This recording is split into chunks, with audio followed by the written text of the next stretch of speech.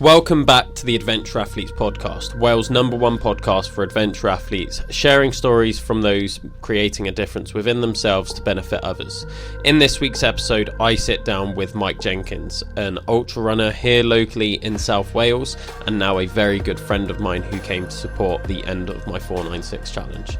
In this week's episode, we talk about transitioning from road running to trail running, the darker side of the running community, praising slower runners and why we should do it more often, and finding people to push you past your limits, or as Mike says, finding your John. Now, I do want to give a shout out to one of the listeners quickly, so a quick shout out to George Griffiths, who completed his first ultra marathon in the past few weeks. It was a 50k ultra marathon. He completed it in 6 hours and 30 minutes, placing 12th overall. Now, for your first ultra marathon, that is incredible, so big shout out to George and his attempt at the Dartmoor Winter Traverse. At the end of each episode, we do like to set a challenge to you guys, the listeners, so make sure you listen all the way to the end for this week's challenge. Now, talking about challenges, I want to talk about my fundraising for BigMoose. So as you all know, I've been fundraising for BigMoose. I'm aiming for £10,000 this year, and I'm doing this through various different challenges. So the 496, I do a weekly run club in Pontyclean, various smaller challenges, but the next big one is I've applied for a Guinness World Record of the greatest distance covered doing a tyre flip in 24 hours. Now, the current record is 11.2k. I have applied and been accepted to attempt to do a half marathon. So I'm going to be attempting a half marathon tyre flip in 24 hours, but you guys know me, I'm probably going to push it a bit more. So to find out more about that, follow me on Instagram at the Adventure Athletes Training.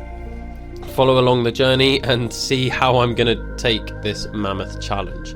But for now, enjoy the podcast. For those of you that don't know, Mike followed me on Instagram after... Did you listen to one of the podcasts? I can't remember which way around it was. I think I saw snippets of one of the podcasts you did with Mike Jenkins. Okay. So I think I followed you off the back of one of your snippets. Do you know you make those three posts and then you put them across? Yeah. I followed you off the back of that because I really like what Reece does, and obviously I'm going to do a lot of Pegasus events this year, and I knew Reece when we were kids, although I don't think he remembers me, but I used to play football against him a lot of the weekends. That's what made me follow the channel, and then obviously I saw your your other account, which is your training one, when you were sharing videos around your amazing 496 challenge, and I really resonated with you through that, and I know... day 26, I know we spoke about it before, come on. Day 26 really hit home. You showed, you had tears in your eyes. And as a man who, I am quite an emotional person, I am an open person. I keep a lot in my head, if I'm honest. But I am relatively open, especially when I go running and people I'm close to. But to see the vulnerability that come out of you, oh my God, I was almost in tears watching you. And why it resonated so much, Will, is because I've been there in those runs where it fucking hurts and you were in so much pain. But what was so inspiring, because you've told every twat on the internet you're doing this challenge, you know you're having to turn up and having to do it. Yeah. So, and I think I commented on that day, one foot in front of the other or something along those lines. Something along those lines, yeah. And it's true, I think all you've got to do in running, and that's why it's so beautiful and simple, you've just got to put one foot in front of the other. It doesn't matter if you're an elite runner. It doesn't matter if you're the slowest runner. It's a really simple action. One foot in front of the other. Now, it sounds easier on paper than it does when you're, so many kilometres or miles into a long run. But yeah, I thought you were massively inspiring. And then obviously I reached out I wanted to come and join you if I could, preferably on the last day. Not because I wanted the glory of being with you on the last day, but I wanted to join you and get to learn more about you, because I think that's important. And I'd never met you before that, and to have you turn up on the last day and run the whole thing with me, I was saying this it'll be the last podcast out before this one, because I literally recorded it last night. Yeah. So you haven't heard this yet. but like I was saying how much that meant to me to have someone that I've never met before. Yeah. We've only spoken briefly on Instagram a few times. To have you turn up and do the whole thing with me, and like there were other people that I know that were meant to turn up and didn't turn up. So to have like a complete stranger, I was like, wow, like that's commitment. And yeah, it meant the world to me on that day. Oh no, it was an absolute pleasure to meet you.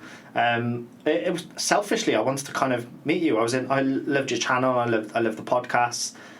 So to come and learn more about what you do, I thought like also I got a lot out of it as well, Will. So it wasn't just it was something for me as well. And again, like I've said before, it's really important to talk. And I thought, I've got a lot of time to go and run with this lad now. I can get some stuff off my chest. And we talked about all sorts, didn't we? We could have had a whole podcast for that. Yeah, the 19 could have been like a 2-episode podcast because it was so long, or just the Bob Thomas podcast because he just spoke forever on it. And I loved Bob Thomas's episode.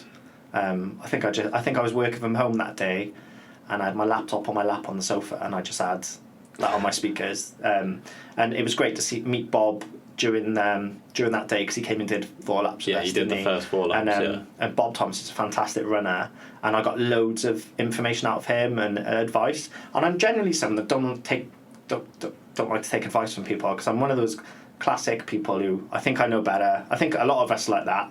Yeah. You get so drawn into, I know my body, I know what works, but actually I really took on board what Bob says, so thanks Bob. But yeah, it was a real pleasure, and and I really enjoyed it. It was good crack on it. Yeah. Although it did rain quite a bit, and there was some sections of Butte Park which were a bit tasty. Yeah. But bear in mind, I'm someone who goes and runs in these conditions in the mountains and gets absolutely bogging in mud. And it was testing, and obviously it's a lot of concrete. Yeah. I'm a trail runner now, and I know I've moved from road to trail years ago, but just that constant pounding. But it was great, and you were so uplifting and chirpy throughout. It was quite interesting. There was that one point where I wasn't there, and you commented on it, and you was like, "You've gone quiet now." Well, that was near the end. You're struggling, aren't you? To be fair, that was lap 6 and 7. Yeah, I think it's that thing, isn't it? When you, I think Bob said about it on his episode. It doesn't matter the distance you're doing. There's that point of a run or a race where it gets really fucking hard, and so if you're doing 10 miles. Mile 7 to 9 tends to be pretty shit, right? Yeah. And then you have a nice lift right at the end because it's come to the end. And it's the same. I've done loads of ultras now, and my marathon point just comes past. You're like, oh, I'm 26 miles and I'm feeling fine. My first marathon, honest to God, I was running next to a train track. Gloucester was my first marathon in 2017, and it's still my PB. Right? It was when I took road running really serious. And I think it was mile 21, 22. It was next to a train track. Honest to God, I was saying to myself, if the fucking train was coming out, I would happily just stand in front of it, just to alleviate the pain, because I was going for I had my own tire, because when you're a road runner, and I think this is what road running is amazing for this, but also it's a bastard for it. You set targets for time, and I think there's so much pressure you can feel during a marathon. And people who do marathons and listen to this, they'll know you get into that mile 21, 22, and you might just be on target pace, so you can't slip up. And I just wanted to fucking end it. That, honest to God, it was tempting to stand, and I was genuinely the honest thoughts I was having in my brain.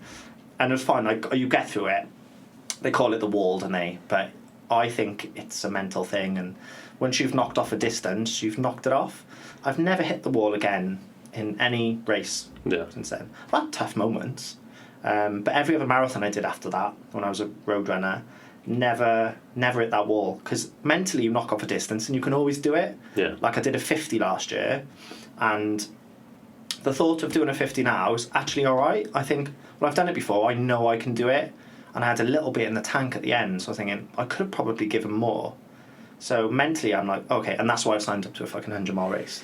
Although I did finish the race, and my girlfriend at the time, I did say to her, don't let me sign up to a 100-mile race.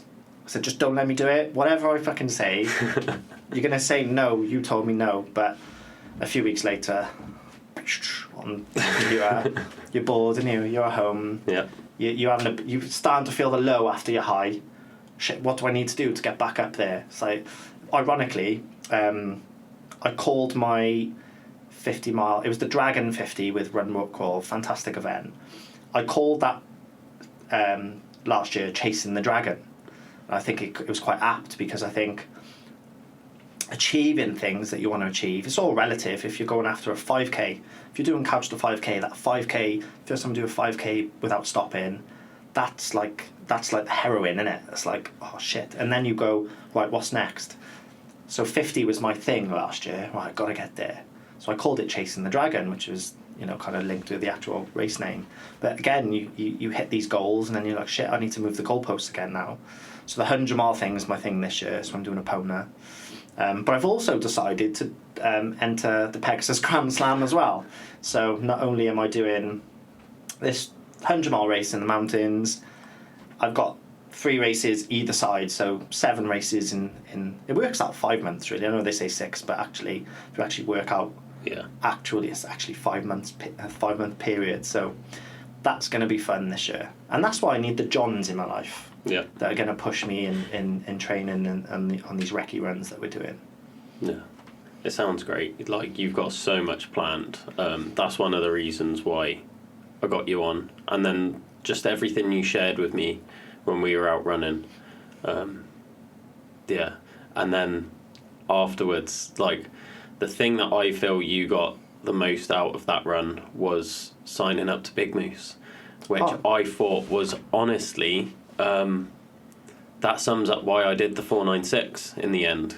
Like I was saying in my podcast last night, like, as soon as I said and committed, I'm raising £10,000 for BigMoose. My 496 now is a fundraiser for BigMoose. I'm raising awareness for it, and I'm being vulnerable in front of everyone. Like, I wouldn't have posted that video. Like, if it was just the challenge for me, like when I started, I wouldn't have been crying on camera and sharing it. But the fact that I'm trying to get other people to be vulnerable now and sign up and go to therapy, I was like, I have to do it myself and show people, and that's how I'm going to get people to sign up. And then that's obviously where you resonated with it. Massively. And then talking to you, and I was just like, listening to your story, I think you could benefit from going and seeing them. And then, like, within the week, you'd message me being like, I've signed up for my first therapy session, like, thank you so much. Yeah. And I was like, this is why I did what I was doing. Yeah, and I think there's going to be people listening to this, they're probably a bit shocked hearing this, but I had my first therapy session ever on Friday, and it was fucking incredible, if I'm honest. So I've heard about BigMoose because I've seen in the ultra community there's a lot of fundraising that happens, and there's a lot of friends that I've made who have fundraised for BigMoose. So I've seen what they've done, kind of watched from a distance, in awe of the actual charity. I've looked into them, but actually meeting you and seeing the first hand the impact it had on you from a positive perspective, and then you telling me about it, it opened my eyes up to go and learn a bit more about myself and why I am the way I am. Give you a bit of a background. There's things that happened in my life which people would never know about when I was younger. I know everyone's got a story. Everyone's had a lot of people have a tough upbringing, and classic. I grew up on a council estate. We didn't have much. My mum and dad split up when I was about 12, but we were homeless for a couple of years. I think 18 months, if I remember. And not on the street homeless, but we were living with my mum's cousin, with my auntie, and that was really, it's humbling when you've not really got a set place to live. I grew up really young. My mum would go to work and I'd look over my brother and sister, and I grew up really young, and there was always this pressure that I've had from a very young age to succeed in everything I do. So I'd like to think I've got my shit together. But that comes with a massive weight on your shoulders, like every day. When I wake up in the morning, it's like, fuck, there's so much pressure on me today to succeed in work, to succeed in a relationship, to succeed with my children, to succeed in running. Like, running puts pressure on me. I like to do this thing in running where I'm not going to use those C words because this is what I normally say, but I say, tell every twat on the internet you're going to do something, and then I have to turn up because I'm one of those people that doesn't want to lose face. It's really important to me that I've got a lot of pride around that. So if I tell someone I'm going to do something, I will go and do it. And I like to think that your last day of the 496 is kind of testament to my personality. Yeah. I said I was going to be there, and I was there. You turned up late, actually. Yeah. So I'm blaming my mum. I was there on time. Well, to be fair, your mum did come from London, so yeah. So I'm someone that really struggle. I don't struggle with the expectations, but it's always on me. Because when you've got your shit together, people you're not allowed a bad day. Yeah. You're not allowed a bad day, or at least that's what I tell myself. So I reached out to BigMoose. Within 24 hours, I was booked in for within a week. Just amazing. So I give a bit of a background, the kind of what I wanted to talk about, and what they do is they pair you with someone that they think best suits your needs. And I was paired with this wonderful guy, and I went on Friday, got to have some verbal diarrhea, which was what I needed. I think sometimes, and I'm hoping people listen to this kind of take this on board, sometimes when someone needs to talk about stuff, just shut up and listen. So he did that. I got to say stuff I've never told anyone, and this stuff I won't say on camera, but I said stuff to him I've never told anyone. And then I felt so much better for it, and I was able to process it a little bit more. And then I actually left thinking, it's not that bad, actually. It's not that bad. Now I've said it, it's out there, it's not that bad. So I'm a massive advocate of what BigMoose do. And then, obviously, on the back of that, last week, before my first session, I started my own fundraising page, right? So when I've done the commentary on the actual page, I didn't actually say that BigMoose helping me, because I just didn't put on it, but I said, look, BigMoose do some wonderful thing, it really helps people, and I think I'm up to 310 quid as of today. So people are so generous, and they really get behind charities where they can see the difference. And sometimes, look, I wouldn't knock massive big charities that do amazing work, but with BigMoose, that money's going straight to help a real person straight away, like the likes of us. So I look, this podcast is me very much. I'm in a journey, so I'm in the middle of this 100-mile training. I'm in the middle of therapy. I'm not someone who's coming on after I've done all this. So you're getting the person I was going through it all right this second. Funny, I've had to do homework today. So I had to. It's called an emotional needs audit. So you score yourself based on the 9 emotional needs that humans need, and then I got to take that back to my therapist this week and talk through things. So yeah. No, it's amazing to hear that you've gone through all of that, and I'm excited to be part of the journey. That makes me more excited than doing my own journey, is being a part of others. I think that's the sort of stage that I'm at in life now, is things aren't about me anymore. I've done that, I've been there, I've done all these things for myself. Now I'm at the point where I want to give back, and like you were saying to me earlier, that's what you think is going to happen after your 100-miler. It's going to be I've achieved the things I want to achieve.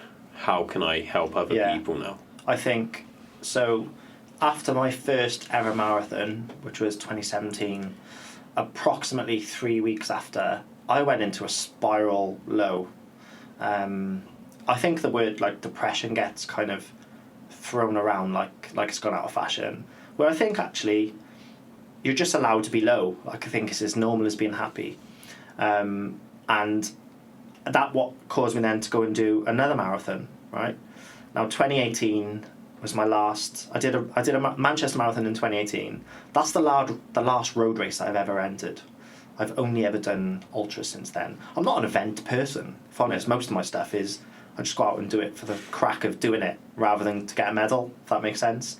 So I completely lost my train of thought now. But yeah, I think just putting yourself out there and being brave and talking is important. But equally, you're allowed to be low. So I wouldn't say I've cracked what happiness is, but I think happiness for me is having the ability to accept being sad. Yeah. So when you can accept a sad emotion and say, do you know what, being sad about this is as normal as being happy about that. Yeah. Then actually, it's all right, because then you ride the pain, you feel the pain, you go through the trauma, and you come out the other side absolutely fine. So I like to think I am happy now, but you never know. We're human, to me. You know, one day we're happy, the next day things may be tough, and I think being a man sometimes is fucking hard. Like there's a lot of pressure to succeed, and there's a lot of pressure to deliver and to provide. And it goes back to our the caveman days, I guess. I don't know the right word to use, but that's what we were born to do. And when we feel like we're not doing that, or we don't feel any worth, it's fucking horrible, isn't it? I think, and that's why I run. I think because I think I grew up not really feeling part of a group. I played football like my whole life, right? So I was always in a team, but I never really felt a part of the group. I'm not a laddie lad. Look, don't get me wrong, I can get on with those people. I can adapt my personality to kind of suit and be a part of a group. But I always felt like I was a bit of a messed up circle in a room full of squares, if that makes sense. Yeah. So yeah, I think, again, I've lost my trail of thought again because I'm just going off topic and stuff. But I think it's because it's something that means so much to me around how men feel, and I think just getting out there, moving your body, and having something to work towards does give you that sense of worth. Yeah. And I think you need that as a man, because you need to be.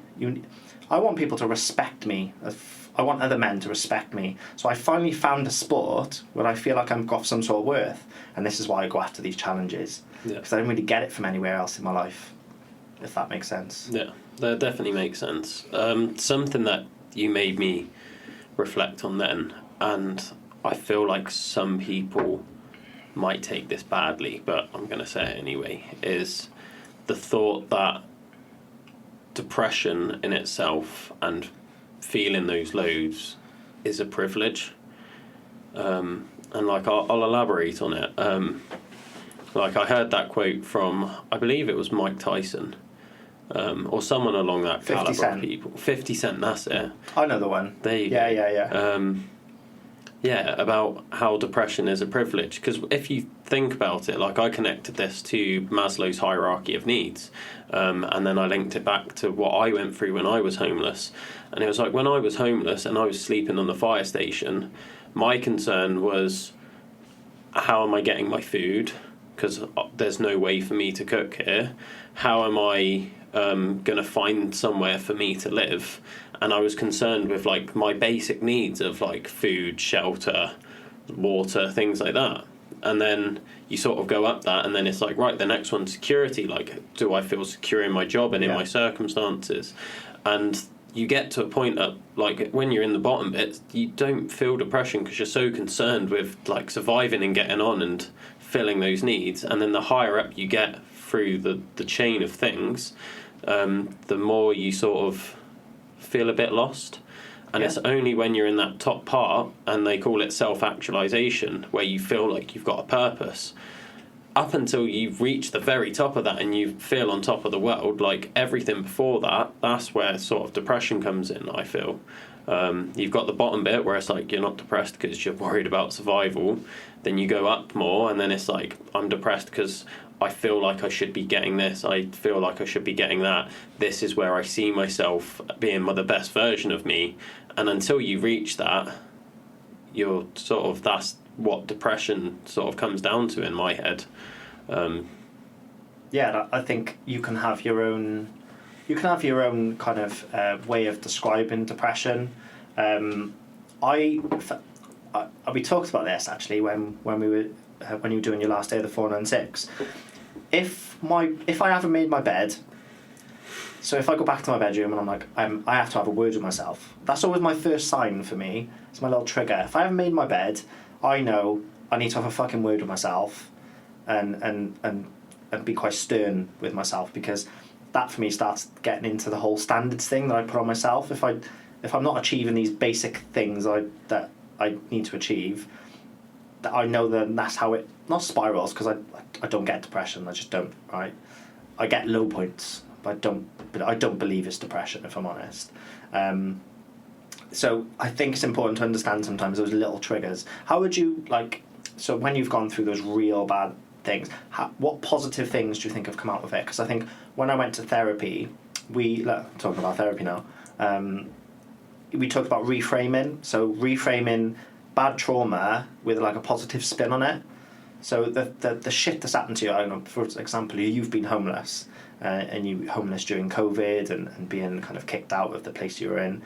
What positive come from that, do you think? I know I'm turning the podcast onto you, but I'm really interested to hear how it impacted you positively, because there must be some positives that came from that, from the shit that happened. Yeah. This is something that I've always struggled with doing, is that reframing. And I spoke to my therapist about it. So. We've got the same therapist. No, it's different therapists. Yeah. But we came to the conclusion that I suck at the reframing stuff. And the way I play it out in my head was always... Obviously, it makes you who you are as a person, and it makes me care about people more, because I don't ever want to see someone go through the sort of stuff that I've been through. Empathetic.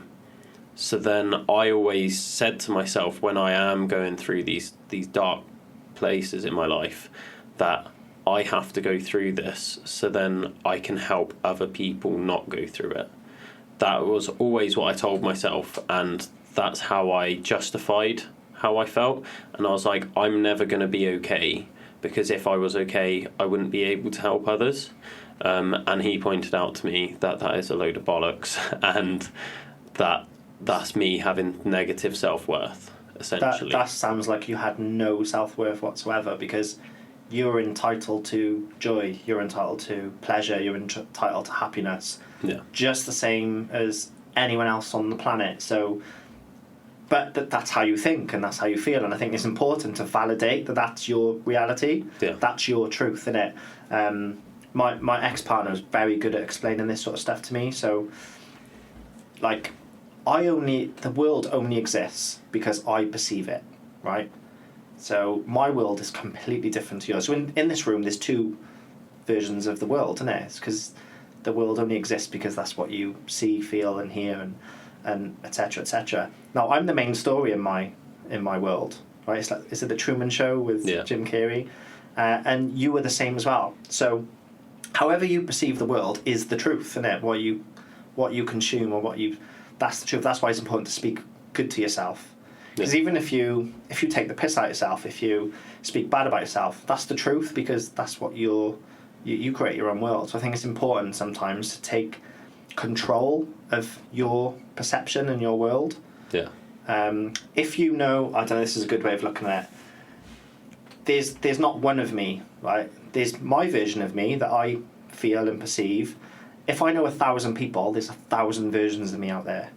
So there's 1,000 different worlds that all know me, and they all have their own perceptions of me.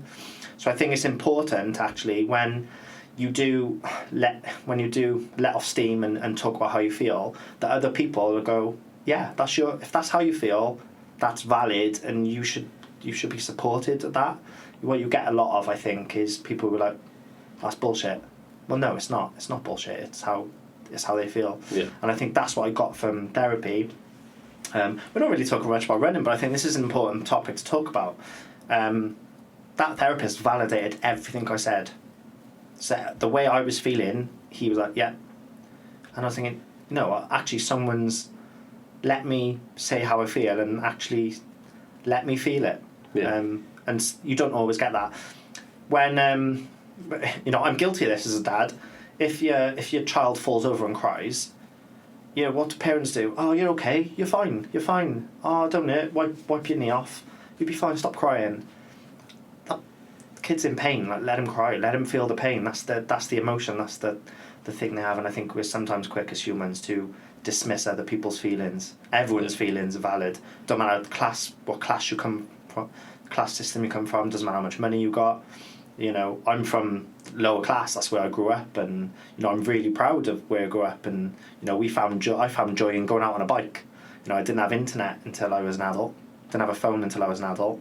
So joy to me was no hand riding around on my bike with my friends and really simple things like that. Playing football against a garage door. Yeah. They were the joys that I had growing up. But likewise, there'd be people who grew up with loads of money. They're entitled to joy as well. And then we sometimes we'll kind of have a laugh and a joke at people that grew up with a lot of privilege. But that's not their fault, is it? That's their world as well, and they have those feelings. I know I've gone totally off. I'm like a tree with loads of branches. I am. No, that's fine. I wanted to bring it back to what you were saying about being a parent, and when you're saying like when your kids fall over, and you're like, no, you're okay, like it's fine. Something like I learnt this through coaching, and like generally, like especially young kids, what you tell them is like truth in their head. And I noticed like there's some, I hate admitting this, but there's some gymnasts that you can see have got a real talent. Yeah. And it's like, it's obvious. And as a coach, you try not to like favouritize them or whatever, but you do. Like you're gonna have kids that you're gonna be really good compared to these others, and you might be wrong, but that's your perception. And if you, like, I've had moments where like I've sat down with a kid and I've been like, look, you've got something about you, like don't waste this. And then within like the next few weeks, you can see that they've gone home and that's their truth, is they're like, wow, I can be something at this. And their work rate instantly changes and they will work so much harder because they now believe it, because that's what you've said, and they'll, whatever you say is the truth. Young kids, they don't process things absolutely like the same. But then I wanted to take it on to the way I've been framing when little kids now get hurt and stuff, is instead of being like, oh, you're okay, or like just leaving them to cry or whatever it might be, what I've started saying to them, because this is a value I want to build in them, is, oh, it's a good thing you're tough, isn't it? So it's not, I'm not taking away like, oh, that hurts, that's painful, but I'm now trying to tell them, you're strong enough to deal with this. And then they'll be like, yeah, I am tough. And then you'll see them fall off again the next time and they'll still be like, oh, that hurts, but I'm tough, I can deal with this. And like framing it like that rather than just dismissing it, I thought was so helpful to my coaching. Yeah, and I think that it's really inspiring to them, knowing that there's some good that can come from pain. And I think it link it to running as well, and I think there's real joy in suffering. You know what I mean? There's a real it's a real thing being out. Say if you're during an ultra, because I use ultra because that's what I like to do. You might be 30 miles in and it's really fucking hurting, but you're going to get through that. One foot in front of the other, you're going to get to the end, and you're going to look back and go, I fucking enjoyed that suffering. Funny enough, the race last year, I think I was at mile 45, and I latched on to this lady called Rhiannon, and she was brilliant. All we did was chat shit, right, just to get through the race. So I learned a lot about her family, and her kids love playing hockey, and she knew everything about my family. That's what you do in ultras. You end up spilling your life to these randomers, and they become like, they're part of your life then forever. Like you forge those friendships on the trails.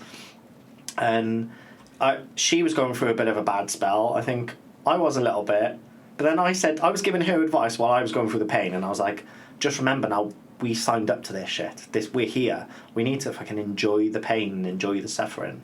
So going back to your point for gymnastics, there'll probably be a time with those kids when they do hurt themselves, they're like, and actually feeling pain just proves they're just human. Do you know what I mean? This is, again, feeling pain, being sad is the same as feeling joy and feeling high, isn't it? I think we just need to accept it as society, that you're allowed to be sad. Like, feel the pain, be emotional, have a cry, whatever works for you.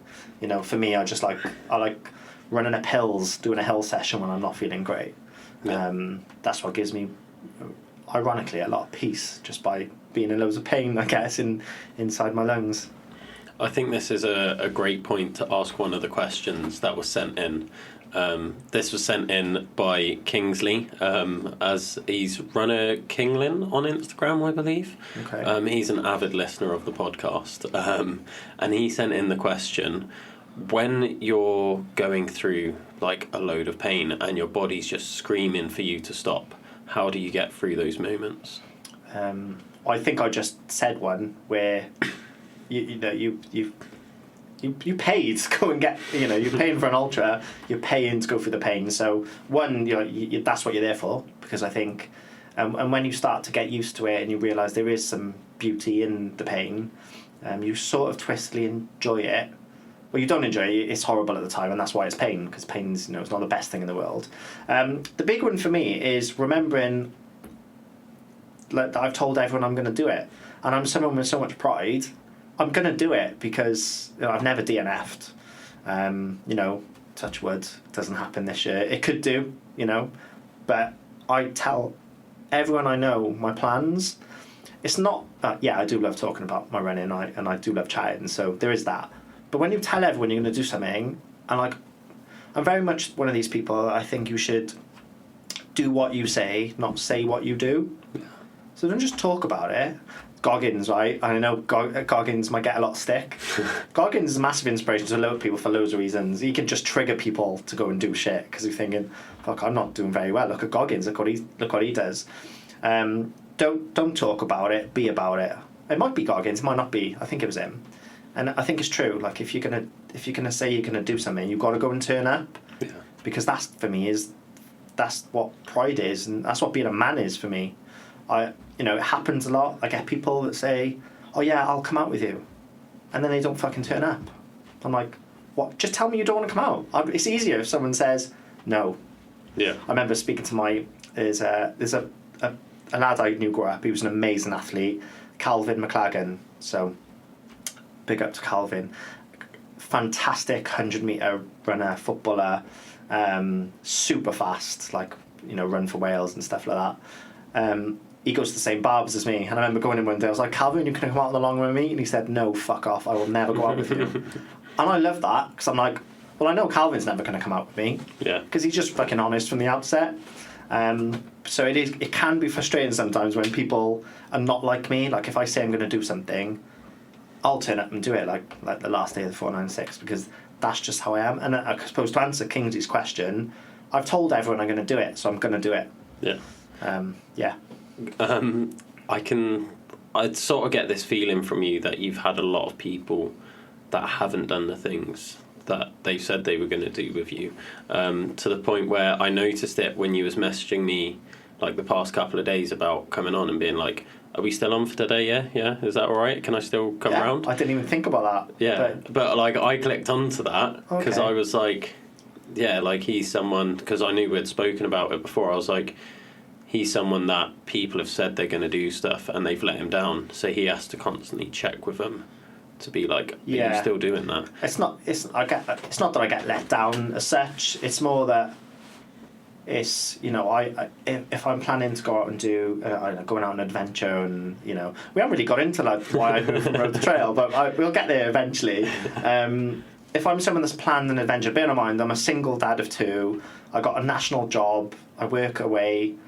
I'm planning to go and drive somewhere, because I'll always be the one that drives generally, because I'm just I'll look after everyone. I'll do the driving, and if they say, "Oh yeah, I'm up for it," to me that's like, yes, they're in. Now I do understand people have lives and things change and stuff like that, but sometimes people are not always the same as you, are they? And I think I find it hard sometimes to process that people are not like me. This whole thing around me feeling like a messed up circle in a room full of squares, I'm me. I'm beautifully, uniquely myself, the same you'll be.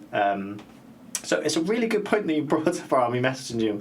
Maybe that's the thing I wasn't very conscious about, that always checking that something's actually going to turn up, because I do get a lot of people that say yes. Click onto it because I went through the same thing.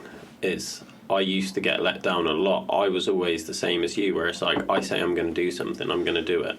And that always came from, there were so many things I wanted to do when I was younger.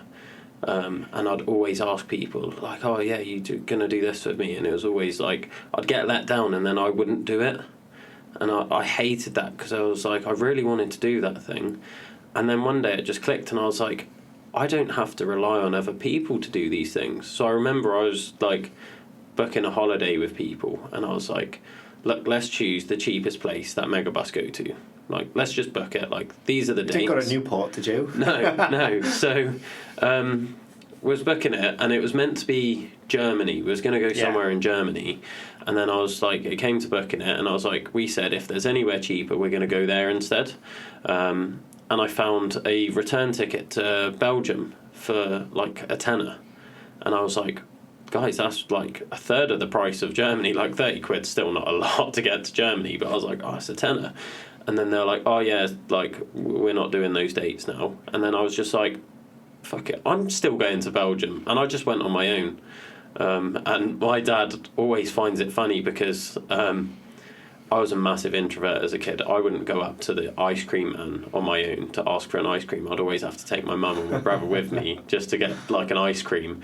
And I knew the ice cream man, like, but like even up until I was like 13, 14, like I still wouldn't go out and like talk to shopkeepers to buy stuff. I'd refuse. Because Can you speak on the phone? Can you ring up, like, say if you need to change your internet? Are you the type that can ring up and say, look, I wanna leave, or... Back then, no. 100% no. And then it got to, like, that holiday, and then my dad found it funny because I still wouldn't go to shopkeepers and ask for stuff, but randomly on this coach to Belgium, I had nowhere to stay. I didn't plan it at all. I was just going to sleep on the streets. And I got talking to this guy from Liverpool on the coach, who now lives in Belgium, and he let me stay with him for the whole 10 days I was there. He gave me the only key to his flat and was like, just make sure you're back in before I'm back from work. And he would take me out every night, and like we'd go out for food, we'd go out drinking. And it was just like, my dad's like, how do you manage that? Like, you're the most extroverted introvert I've ever met.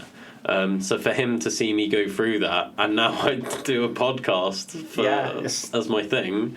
It's and amazing. that just shows like how far you've come. So from someone that couldn't go and get an ice cream to someone who's now got strangers walking in the house and chatting shit.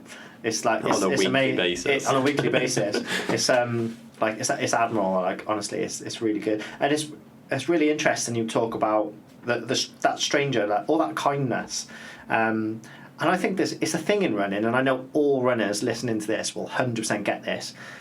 No one gives you more love around your accomplishments than random strangers, like on the internet. Yeah. No one. Your friends and your family, they don't. Maybe it's because they're close to you, or I don't know what it is in the psychology of it, but you'll never get more love than you do from random strangers. Like, I've made so many good friends over the last year from trail running. Like, incredible. And they all started out as just strangers on the internet. You know, and they like your shit, don't they, to start with. Then you chat to them, then you meet them, go out for a run, and then you become friends. And I don't know what your experience is with it, but you don't tend to get that from close friends and family. They're not really... Like, I didn't have many. When I did my 50, now bearing in mind, like, that was like the big... I saw it as like the biggest day of my life last year, because I put so much onto it, this whole chasing the dragon thing. There were some of my like really good friends didn't even message me to say, "Oh, well done, mate." Nothing. Yeah. And it's mad when you think about it, because I always think, right, if that was them, I'd be like, "Fucking, I'm so proud of you, mate." Yeah. And it goes back to the whole thing. It's not everyone's the same as you, and stuff like that. So that's what I was getting at earlier when I was talking about the last day of the 496, and a random guy that I've never met turns up to do my final run with me, and like close friends of mine didn't. Yeah. And like that just like spoke volumes to me. And like you're saying, like all the people being like, well done, you've smashed that. Never met before in my life, but they've just followed me online. Yeah, and a lot of these people will come from the running, ultra, trail and athlete community, so they get it. They can kind of resonate with you, and because they know what you're going through. Maybe everyday people and family, they don't quite understand it. There's probably quite a bit of a beauty in not being understood sometimes. Like, if everyone become trail runners and ultra runners now, it wouldn't be so... I don't think it'd be so cool, if I'm honest, because like everyone's doing it. Yeah. This is the thing so I moved from road running in 2018 over to trail, right? part of that is I got shit on. I got absolutely shit on when I was a road runner. So, you know, there's a lot of joy and medals and, you know, fancy Instagram pictures that come from being runners. But there's some shit sides to running as well, some real shit sides to running. I know I've alluded to some of it earlier where you have this high and then you have a low, because that's a thing. But also there's politics that get, you know, when you're a part of a run club, you know, I was a run leader for about 6 months in 2017 with an old running club. And politics wrecked road running for me because I just wanted to get up people running. Like that's I get a lot of joy from just being out and running with people. Selfishly because I want to chat, but also I just like to meet people. I'm just a social person. I'm very extroverted in that sense, you know. And I remember the people that run the running club, they weren't particularly happy that I wanted to go out on a Sunday and do a Sunday session, and they're like, no, you can't do a Sunday session, not under the umbrella of this running club, even though it's a social running club. It's not like an affiliated one with Welsh Athletics. But I thought, fuck it, I'm still going to go out on a Sunday and ask my friends to come out running with me. Oh God, you'd think I'd gone into their house and set their kitchen on fire. It's the only time, generally in my life, I felt bullied. I'd never got bullied until I was an adult, when I was a run leader. That's my truth, that's how I felt.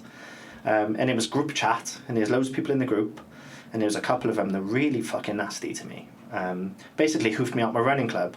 Now bear in mind, this running club are all 600 members. So you can imagine all my community, all the runners were pretty much part of this running club.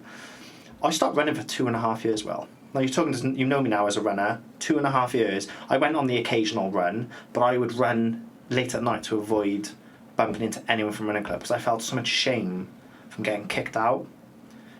Honest to God, I get fucking more emotional about that time in my life than anything that happened like as a kid, the real traumatic stuff. This one was worse. It's because I finally found a community that I felt worth and loved by, and then it got kind of taken away from me just because I wanted to run, just because I just wanted to go out and run on a Sunday, because people were so caught up about their own, what they wanted to do with the club and stuff like that. So I lost love for the community. I fucking hated running. I hated road runners with a passion. Just honestly, and that's me speaking from the fucking heart, it wrecked me for a couple of years. It took me a long time to get back out. But in 2020, what was it? Maybe it's a year and a half to 2. But 2019, funnily enough, we talk about Goggins. I was listening to Goggins' book on Audible, so you can listen to like an Audible version. I don't really like reading that much, if I'm honest. So listen to Audible, and his Audible version like cuts into like a podcast. So it comes in, and he comes in and speaks with the narrator. I don't know if you've heard it. I haven't heard it, but I've heard him talking about how it works. Yeah, it's really unusual. It'd be like someone narrating over there, and then you coming in and talking about your experiences. It's a different way.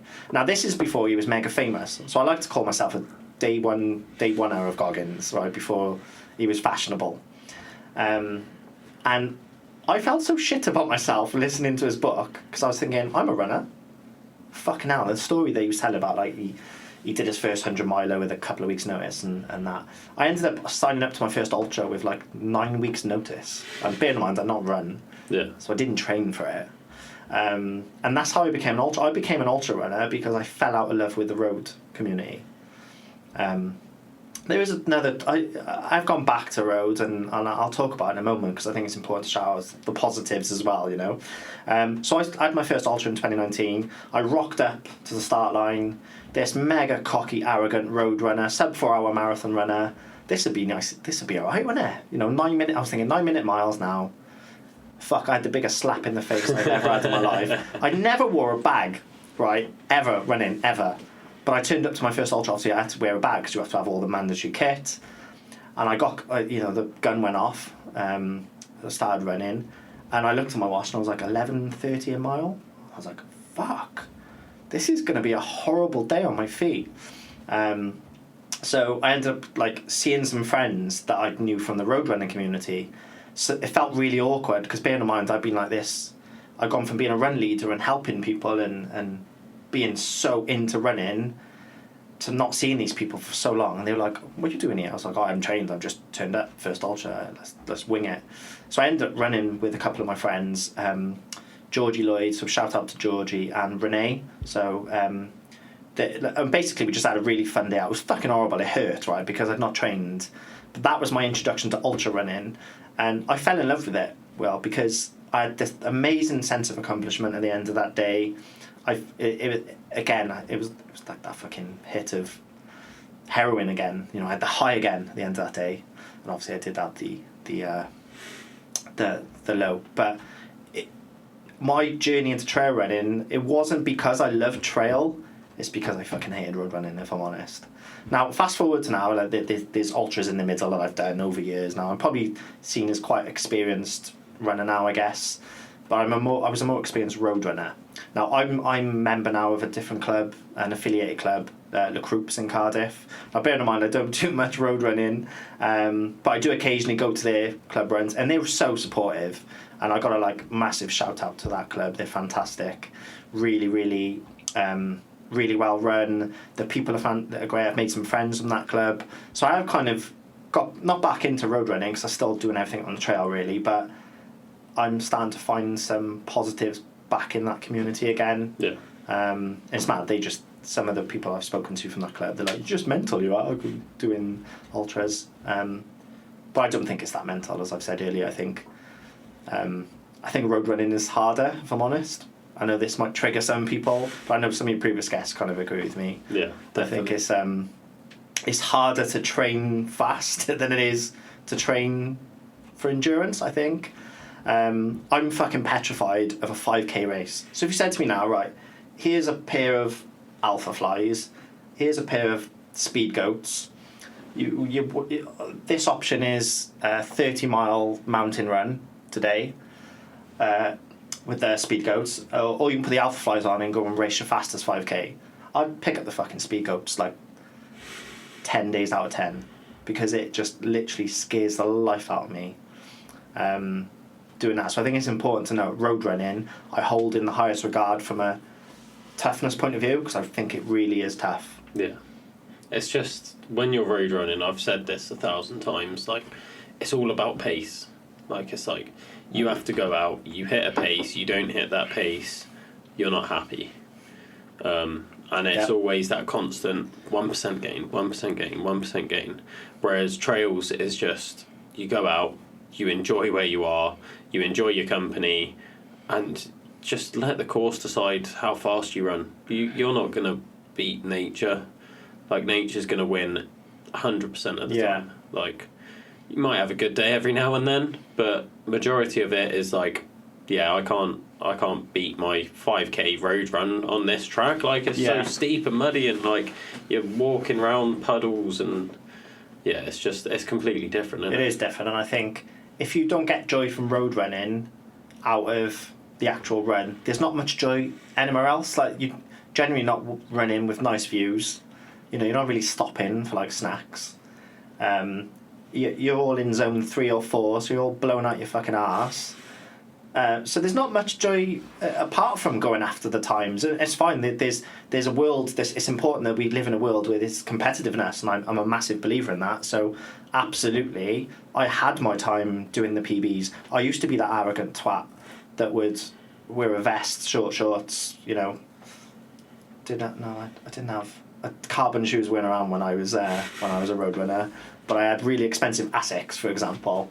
I was that person, so I've lived it, and it's important to know, I've achieved everything that I wanted to achieve in road running. I did my Fast 5. I've done all my PBs and did my my marathon goals and stuff like that. So it was although shit hit the fan with being a run leader and losing the kind of love for that community, I come to a natural end with it anyway. And this is where kind of my background as a child and wanting to exceed and be good at everything, I wanted to kind of I needed that direction change. So this is the whole point when we talked about reframing. So now when I look back at that, I genuinely think, well, if I didn't have that episode and the drama, that I was probably a part of as well, it was partly my fault as well, because I should have just listened to him, is I probably wouldn't be this mad into trails now, and I don't think we've talked enough about trails.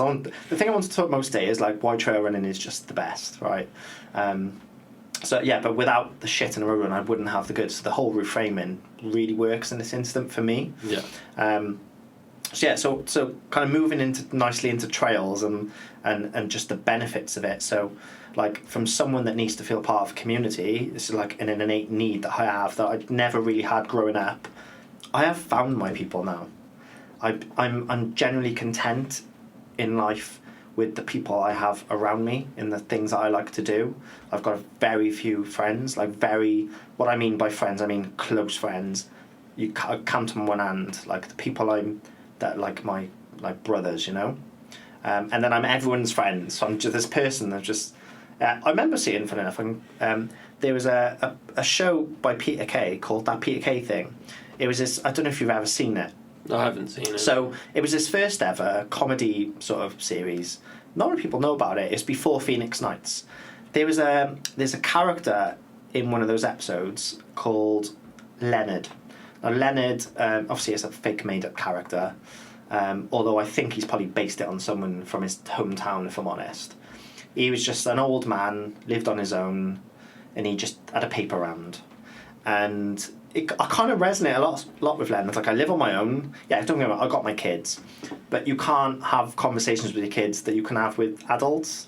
So, like, I haven't got anyone I go home to. I haven't got anyone that cook for me when I get home and say, how was your day? Talk to me about your day. It's just me. Like, I go home and I'm quite a lonely person in that sense.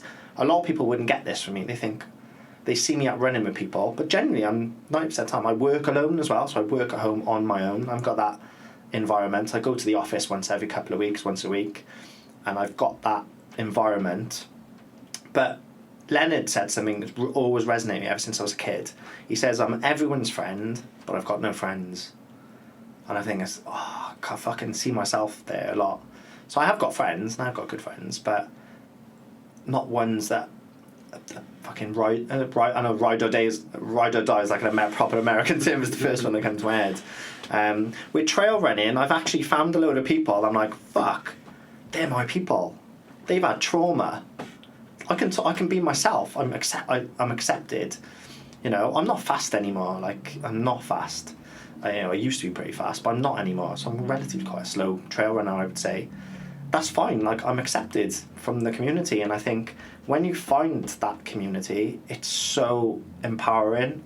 So that's the best thing about trail running for me, is the people. It's not about the run itself. That's probably the bottom of the list. Snacks are above the run itself, so I think snacks is a good one. So I'm known for bringing like garlic buttered little roasties. Nice. And it's not because they're good for like fuel, and maybe they are good fuel. I'm rubbish when it comes to nutrition, but they're just like little moments of joy. And I think moments of joy is a really important factor with trail running. Like, I like to stop.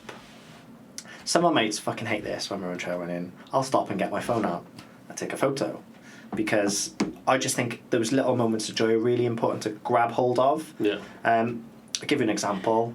I was a mile 30 into my last race, and I was having a bit of a low point because it was just... And there was a lot of pebble beaches on this fucking race, right? And you can't run across a pebble beach. But there was this really cute dog. And I was like, can I pet your dog? And he was like, yeah. So I fucking picked the dog up. Owner was like, what the fuck? And I was like, I just need to fucking stroke the dog. And that just calmed me down instantly, and I had a lift. And I think it's a really good bit of advice. I don't like to give advice to people, because I always think the best advice you can ever get is just go out and run and learn yourself, and you are your best coach when it comes to running, for me. But like, having those little moments of joy is so important. And the views. I love a sunset and a sunrise. I'm quite soppy like that. What's been your standout moment of joy from one of these events?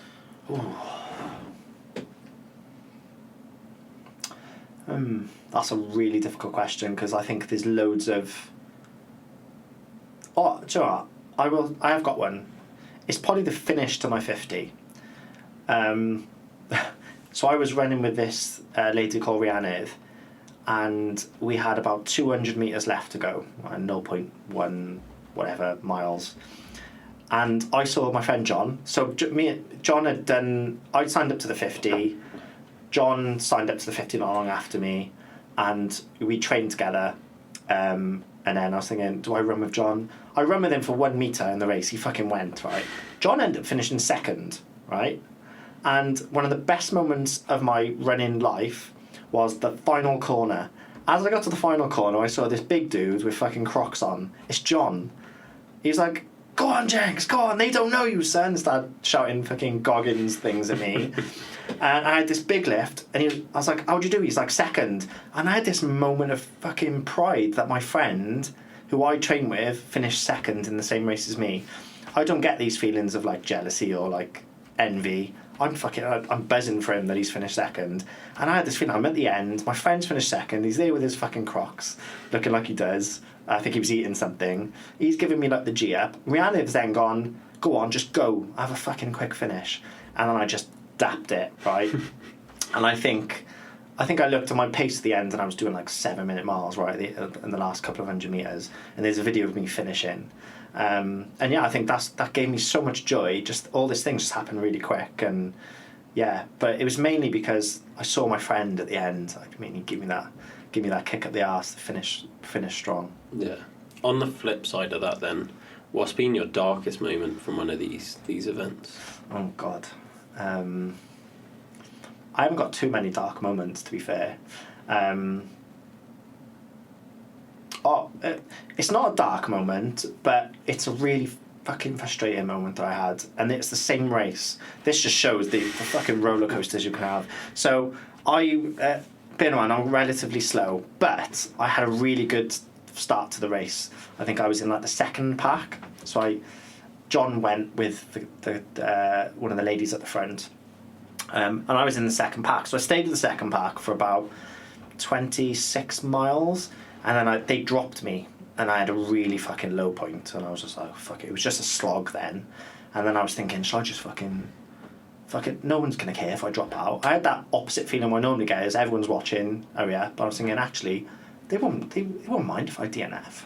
And I did have a bit of a fucking bad moment. And then to like top it off, I got to the checkpoint on mile 28. Bear in mind, I just had like 3 miles of feeling like utter shit. And I was thinking, I've paid to feel this shit, like, what a dick. Like, who does that? And I got to the checkpoint, and the race director was like, fucking at 115, I think, my bib members. Thank God you're here. We thought you'd fallen off a cliff. I was like, what? He said, your track has gone. Looked over. My track had fallen off. I was like, for fuck's sake. So he said, I can't let you go until we've put another track on you. But you're going to have to wait. So I was like, okay, so I got changed. So I had a full kit change. This is another good piece of advice for anyone that does their first ultra that's got a drop bag option. Fucking get changed fully. It's the best thing ever because I felt new when I left. Anyway, I was like top 10 at that point. I fucking overtaken by like 15 people waiting for my tracker. So I really pissed off, if I'm honest, and I was really pissed off with the race director at the time because I just wanted to get going again. I was ready, and then silly me, like, forgot to take any of my fuel with me, so I didn't take any more tailwind, any more gels.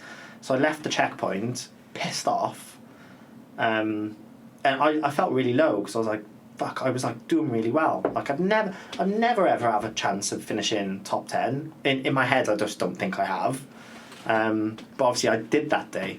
And it's a little bit of regret that I lost my tracker, although I don't think it's my fault. I think the guy put it on shit and it's fallen, but it's probably in Bristol Channel somewhere now. I'm probably still part of the race. I'm probably down Cornwall or somewhere now, and so that shows I haven't had that many dark moments. I think I have had loads of just moments where I've just felt fucking awful, if I'm honest, but that one just stands out because the story. It doesn't change there though. So I had a text when I was running, so I had my phone out. I think I was running towards land, just after Landwehr. Are you doing the 100 miler? Because your tracker says you're doing the 100 miler. And I was like, they've obviously given me someone who's DNF'd. But next to my name was the Union Jack. Now, we've spoke about this before. Yeah. I'm the proudest Welshman in the world. Now I've got a Union Jack next to my name. So I'm then getting abuse from a couple of my mates who are like, why have you got a Union Jack next to your name, you traitor? I've got nothing against it, but I'm like proud Welshman. I'm on a Welsh flag next to my name. So when I did finish, the first thing I did, instead of just letting it sink in and that amazing ending I had, I went straight into the Norwegian church with the race director. I was like, you need to change my flag now. I ain't having a Union Jack on the results. So So apologies to any people who love the United Kingdom, but I'm such a proud Welshman. There was no way ever I was going to have that results page, wherever I was on the page, having that Union Jack next to my name. So we changed it so that I could take it all in then and relax. And then I had my fucking outburst of emotion when I just cried for 3 minutes. Because obviously you put a lot into these things. Yeah. I think I said this to you when you first told me that story when we was running round Butte Park, where I was like, I'm English and I would rather be representing Wales in one of these things than England. It's a funny story. It's a good one. The good thing about these ultras, I find, something always seems to happen, and they're always a good story to tell. I think you get a lot more of that from trail running. An example, I've been organising loads of recce runs for the 100-miler, and it started out by me putting a post on Instagram saying, does anyone want to come and join me out on the trails up in the Black Mountains? And I was thinking, it'd be great if 1 or 2 people just say yes, I can run with people and I'm not on my own in the mountains. There's now like 40 people in this group now, so there's me, Mr. Imposter Leader now, organising these recce's. But to be fair, because I'm organising them, I've got to fucking turn up and do them. So I think I've done about 60 miles worth now, and I've met some amazing people through this recce group itself. So what are we doing, like 3, I think we've done 3 big ones now, and we've got like one coming up in Feb. So where was I going with this? I don't know, to be honest, mate. I don't even know where I was going with it. So that's it, honestly, like, just having, like, going back to community then, like, having those people around has been, like, fantastic. Yeah. Like, amazing. That was it, the story. So one of the recce's we did was I organised a 21-mile loop in the Black Mountains in the middle of the night, because what we worked out is, obviously we're going to be running in, when you're doing a 100-miler, you can't avoid nighttime. So I thought, well, we need to kind of mimic what it's going to be like during the race, even though it's a slightly different time of year. So there's like 4 random people in a car park, 3 o'clock in the morning in Crickhowell, and we're going to be doing like Table Mountain, Wanvark, and a loop back round, because I think that's the bit I'm going to be doing in the night. So it makes sense just to go and do it in the night, see what it's like. Well, we did the fucking recce in reverse. So we all had the GPX files of the route that I created, but we all missed the fucking turning off. We ended up doing the whole thing in complete different direction, which I was like, fuck, that's not the point of the recce. But we'd look back on it and laugh, because there's little things like that happen, which it just makes that group. It's just funny. It's a funny story. And actually, it was probably quite a bit of a godsend that we did it the way we did, because the actual way we're going to have to do it is fucking brutal. So it was probably good we did it in reverse, because it was -5 degrees. It was up to Wanvark, the reverse way, was 11-mile climb. 11 miles of just constant climbing. It was brutal. And then coming back down the other way, back down Table Mountain way, it's quite technical. So for those who don't know what technical means, it's just really hard to fucking run on, because there's fucking stones and rocks everywhere. So we're thinking, fuck, if we were coming up that earlier in that weather, it would have been shit. So it kind of worked out well. So back to my original point, because I do like to go off course. Loads of things happen during these events. Most things happen in training. I don't think we talk that much about training. Most DMRs are training. Most of the things that happen are training. Most of the times you feel shit are in training. Most of the time things go wrong are in training. And we don't talk about training that much, I don't think, when we talk about runs. Everyone wants to know about the actual event. The event's done, like, you've done your event already, because you've done all the work, haven't you? Yeah. But so much happens in training. I remember John always tells me the story where a wild boar come running past him, like, and things like, fuck, like, you don't see that on a road run, on a 10k, do you? Like, it is really funny. Or falling over in a bog, you know, that type of shit. Yeah. I was at the Garth last week with Nathan Marshall, who obviously runs, who organises one of the other podcasts, isn't he? Yeah. He went for it. Just Run podcast. Yeah, it's a great podcast, and he was on his ass 3 times, because it's brutal out on the trail sometimes, especially with the weather. Like, the weather at the moment is just, And the thing is, you've got to get out because you can't really take much time off. I try to do the whole like couple of weeks on or 3 weeks on and try and have a bit more of a chilled week now and try and rest. So I've got this thing now where train hard, rest harder is my thing now. Sleep more zone 2 running. And it's fucking godsend. I haven't been injured in 14 months since I've been doing the whole zone 2 thing. Fair play. So yeah. I can't give any advice about injuries because I am constantly injured. I've got 2 injuries right now as we're talking. Because you go hard at everything you do. Like you're saying earlier, you run up hills. Yeah. Like if I was to run up all the like I can run hills, I can do it, but there's times when I do it, and there's a lot of times where I'll just power hike because that's what I'm going to be doing in my 100 mile. Everything's laser focused, I think, towards this. Yeah. So much so, I'm not really paying attention to the slam, and I should, but because this 100 milers is just the thing that's in my head, like every moment of the day. I'm seeing those first 3 slam races as like long training runs. Yeah. So I'm going to run slow on them because I want time on feet. And then I remember messaging Mike Jenkins last year, and I was like, "Fuck, Reece, I've signed up to slam and Epona," and he was like, "Yeah, just see those last 3 as your victory lap." I'm like, "But you know the Pigham." Yeah. So we got Epona 100 on the 22nd and 23rd of June because it's going to be over 2 days. 2 weeks later is the Pigham, but it's like pretty much the first bit of Epona, so it's going to be like PTSD, and I'm going to be a fucking broken man.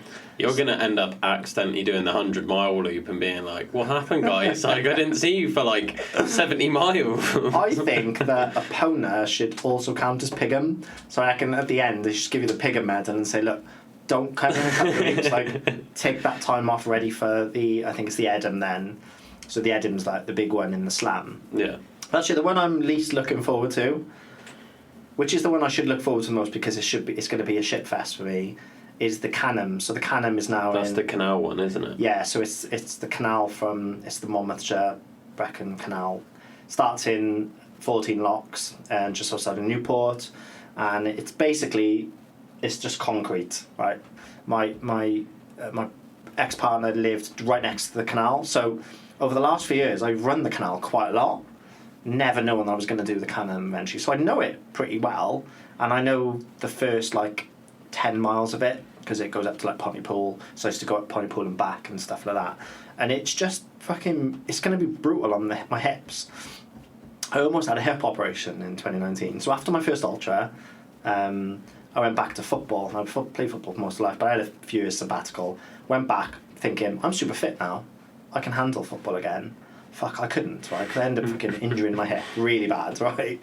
And it's been a long road to come back to get any sort of like pace and stuff like that. So when I do these harder road runs, I do feel it in my hip. So I'm not looking forward to the pain I'm going to be under, but I am equally looking forward to the pain I'm going to be under in that race in, oh God, what is it? It's not long now. I think it's like 60 days. Okay. Anyway, not far at all. I feel ready now. I wish it was this weekend. Yeah. Because I'm just like, fucking hell.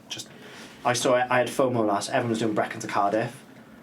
And I was like, and then last week came, and I ended up going doing like a fucking really muddy trail run up the Garth and around Caerphilly. And I got home and seen everyone doing that race. I was like, fuck, why didn't I do it? But to be fair, the week before I invented my own ultra, which I call the Overnight Ultra, which I think is brilliant. I think everyone should. This is a really good tool, I think, to conquer big distances, but in an easier way, and still do an ultra within 12 hours. Yeah. So obviously everyone knows, you've talked a lot about it on your podcast previously, the 4x4x48, and I know you've got the Bob Thomas version, which is just insane. Yeah. There's going to be a podcast coming out about that. I don't know if you've seen it. No. So it's not on this channel, it's on the Rockman podcast. Oh, okay. That's his first podcast back. So with Terry Rossman and Bob Thomas, previous guests. Like, I love that they're both previous guests. But because it's coming up in March when they do the official one, Terry was like, I want to do an episode like giving people tips for it. Who better to ask than Bob Thomas, the guy that did it for 8 days rather than just the 2. Yeah, I think I heard that when David Goggins goes to bed, he wears Bob Thomas pyjamas. I don't know. That's what I heard anyway. So yeah, and I've kind of I've done it a few times now over the last couple of years. So what I do is I'll use my I live in an apartment. I use that as an aid station. So I try to mimic an ultra basically. So I'll do like and it's always road because I just live surrounded by roads on Barry Island, and it's always overnight. So I can't be asked going on the trails in the middle of the night. So I'll do an 11-mile loop because I'm one of them, like an ultra. People that say that ultra is anything more than a marathon, I think it should always be minimum 50k, which is 31 miles, right? So I'll do an 11-mile loop. I'll go back in. I'll have a fucking shower, some food. Like a couple of weeks ago, I had a nap because I wanted to see how I'd react after having a little nap. And then a couple of hours later, I go back out again. And it's the whole thing of you having to fucking get up and get out again. But they're not 4-mile ones, they're 10-mile loops basically, but in a 12-hour window. So, or just less than 12 hours. So I put a message out, can anyone join me? Doing the whole thing, come and join me. So my friend Zoe, so like massive shout out to Zoe, she almost missed her alarm mine, but she turned up 15 minutes late. She got to mine at 3 o'clock in the morning, and she did the next 2 with me. She brought shitloads of snacks. We had enough snacks, right, to feed a whole ultra race in my fucking living room bed. Honest to God. So Zoe brought loads of snacks. I had loads of snacks. I ended up so I did my second loop. She joined me then for her first loop, and the second loop was fucking shit, right? I don't know if the nap had done me in. Now, bear in mind, I've never really slept much in between laps before, but I wanted to see how I'd react because obviously when you're training for a 100-mile race, you want to get these sort of little things ticked off.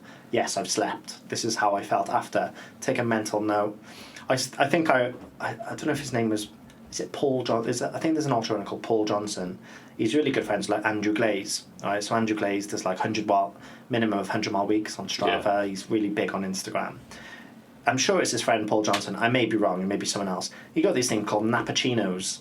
So what they are is he necks like a shot of coffee, goes to nap on the side of a mountain straight away, has like a 10-minute nap, wakes up, has another shot of coffee, and he reckons that literally completely like resets him. So that's what I tried to do. So I had a little coffee. I didn't have like an espresso, but I had like a strong quick coffee with a bit of milk in.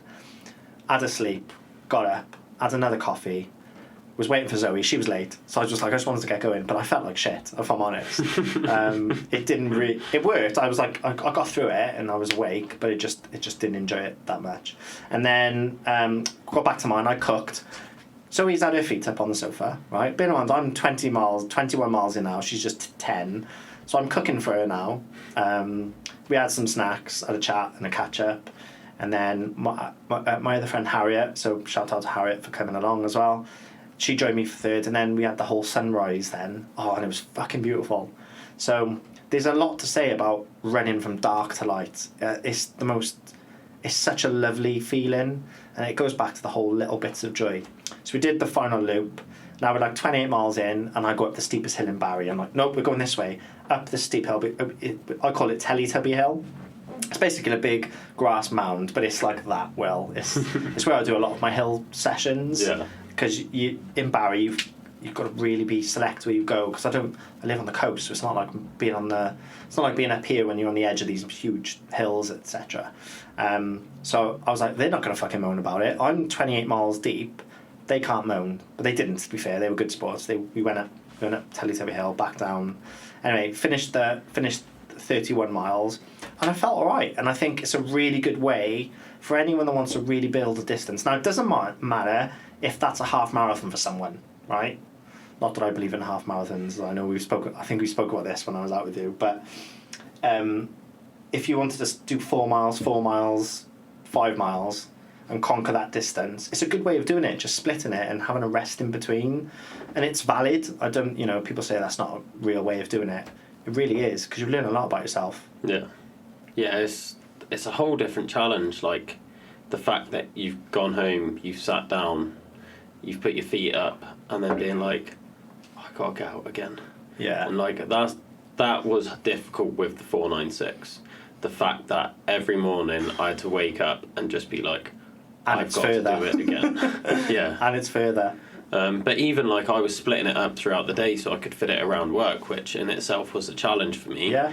And then splitting it up, and I was just like, I spoke about this in my podcast, where it's like on day 30, my ankle was wrecked, and I tried going on the treadmill at the start of the day before work, and I did 2k on the treadmill, and I was like, treadmill's like no better than the road. You broke your ankle, didn't you, previously? Yeah, so I previously broke my ankle, and at this point I've got a stress fracture in my foot from doing the challenge. That's why I was in so much pain.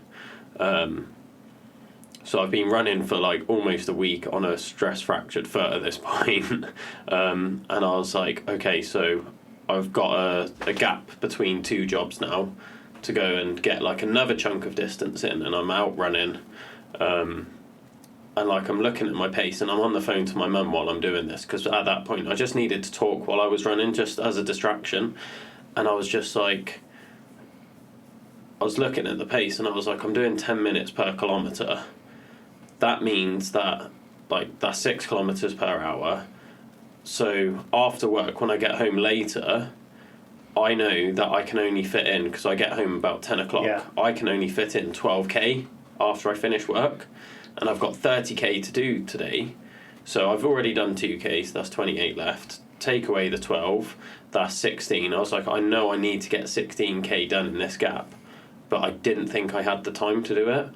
I was like, at this pace, like, there's no way I'm going to do it. And, like, I got really upset, to be honest. Yeah. Because I was like, I've pushed through pain, I've pushed through throwing up, I've pushed through everything I can physically endure, and I'm going to fail because I can't keep a pace and fit it around work. And I didn't end up failing it. Like, that gave me a kick up the arse. And there were parts where I was, like, running faster. I wanted to say like I was like going for it, but like I wasn't, because my foot was broken. But relatively, you probably were. I went from a 10 minute kilometre to like a 9:30 or a 9 minute kilometre, which is super slow. But I was like, okay, I managed to fit in 18k, so I only left 10 when I got home. I was still running till like 11:45, but like I got it in. So again, and that goes back to the whole telling people that you're going to do it, and then you are putting that pressure on. Look, it is pressure, and it's something that we deal with a lot in this kind of community. But it does force your hand, and I think sometimes you do need that. So, you know, I talked earlier sometimes how it can be quite negative sometimes when you have got the expectation of the world on you, but also it does have a positive effect as well, because it does force you to turn up and live and deliver these things. That, you know, that challenge you did is just amazing. Like, I think I'll do it one day. Like, in theory I could have done it at some point this year, but I've never really looked into it, if I'm honest, and I've got obviously all these things coming up now. But I think it's something I'm going to have a crack at. I don't know whether to go, because I run in miles, so I've never run in kilometres. Yeah. I'm an imperial old-fashioned runner rather than the metric kind of new fashion. So in my head, my brain's going, but you're going to fucking have to do it in miles, Mike, because don't change to kilometres just to suit. Yeah. So in a way, I'm like, fuck. And I know Bob Thomas would be like I was going to say, miles, Bob Thomas will be proud. Yeah, I would. If I was to commit to doing that, I'd fucking do it, because I'll just tell every twat I was doing it, and I'll just turn up and do it. And I think that's important. Yeah. No, I think it's very important.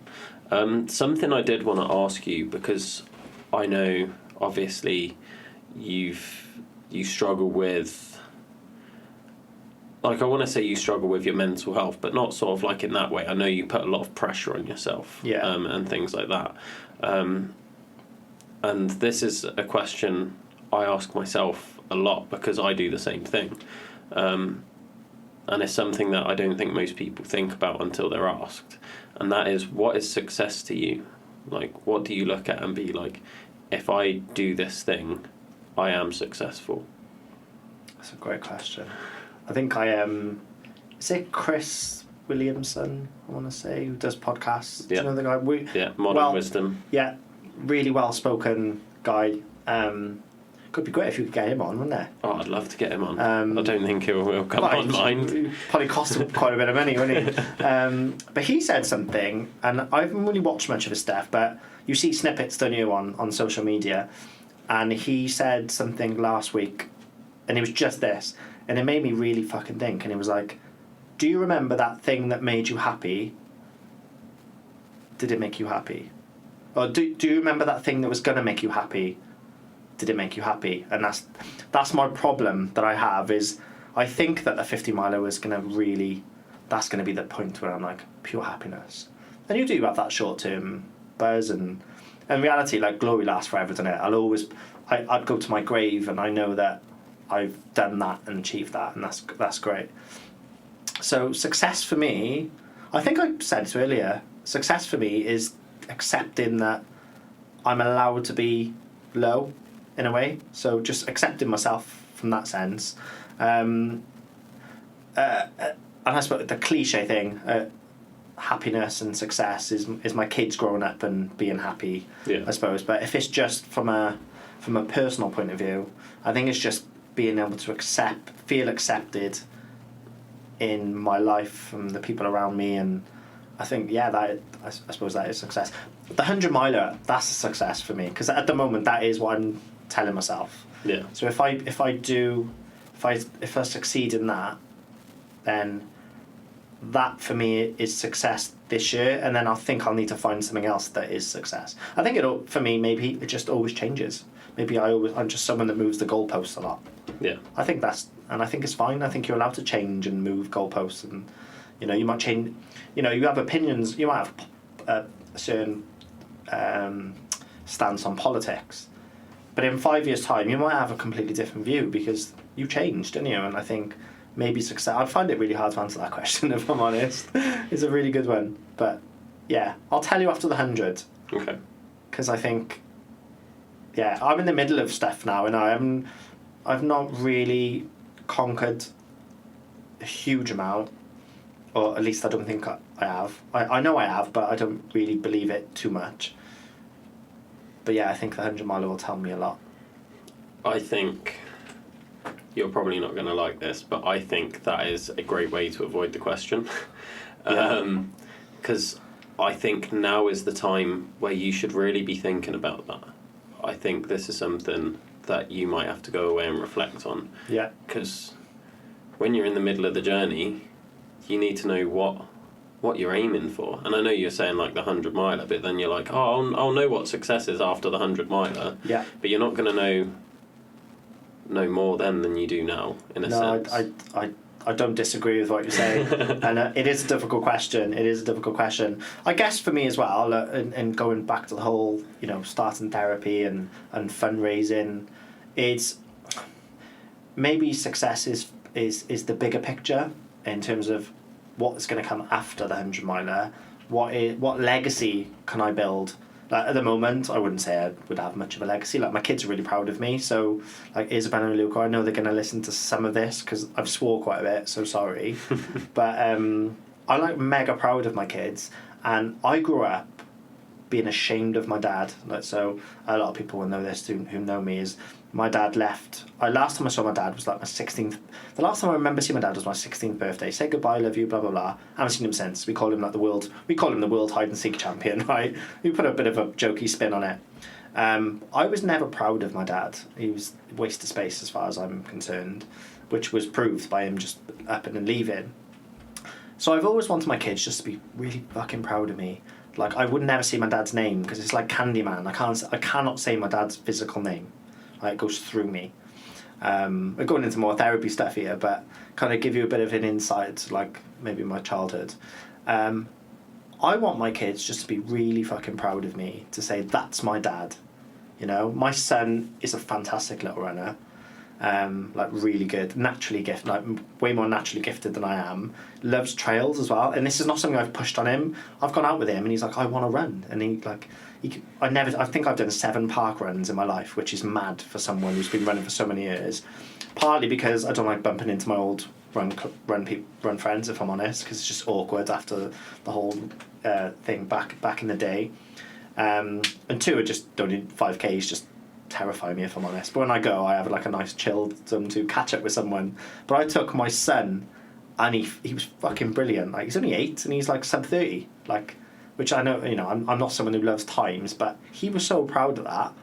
And then last week we went up the Garth and I took the kids, and my daughter, who is not a runner by any stretch of the imagination, if you knew that makes sense, she was running up the Garth.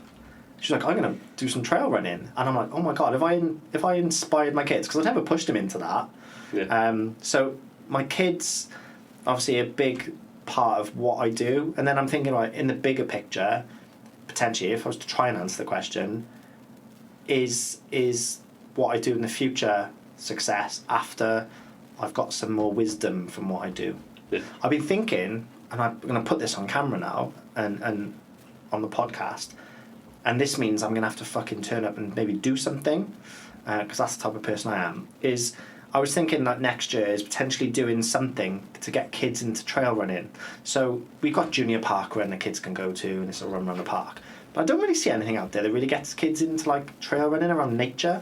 Yeah. Now, like where I live, we've got a big park in Barry called Porthkerry. It's perfect. It's a really safe place. You know, there's just loads of forests.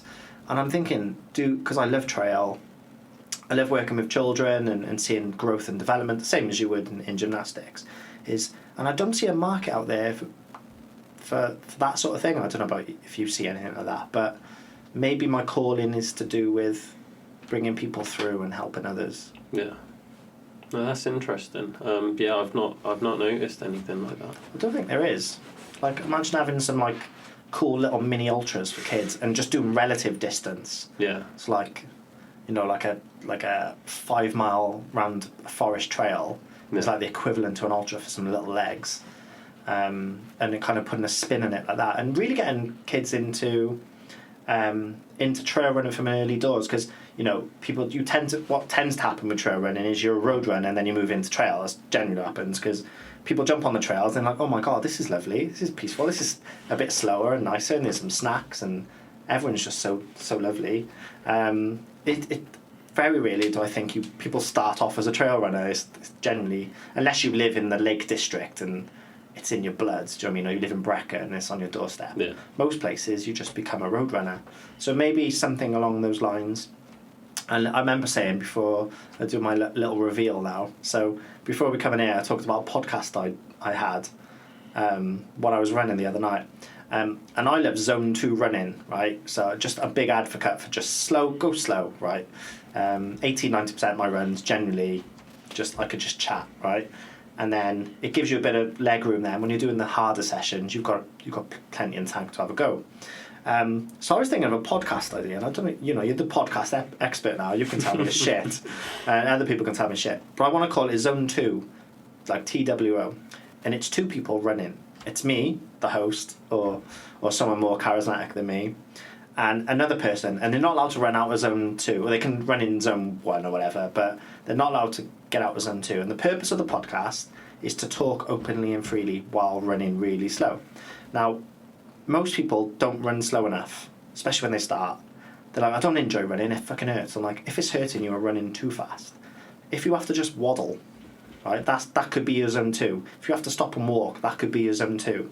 So I had a podcast idea of athlete, runner, whoever it could be, picks the distance, host and runner runs, filming it somehow. So the logistics of it, I've not thought that far, right? I've got some great ideas for you. Okay, right.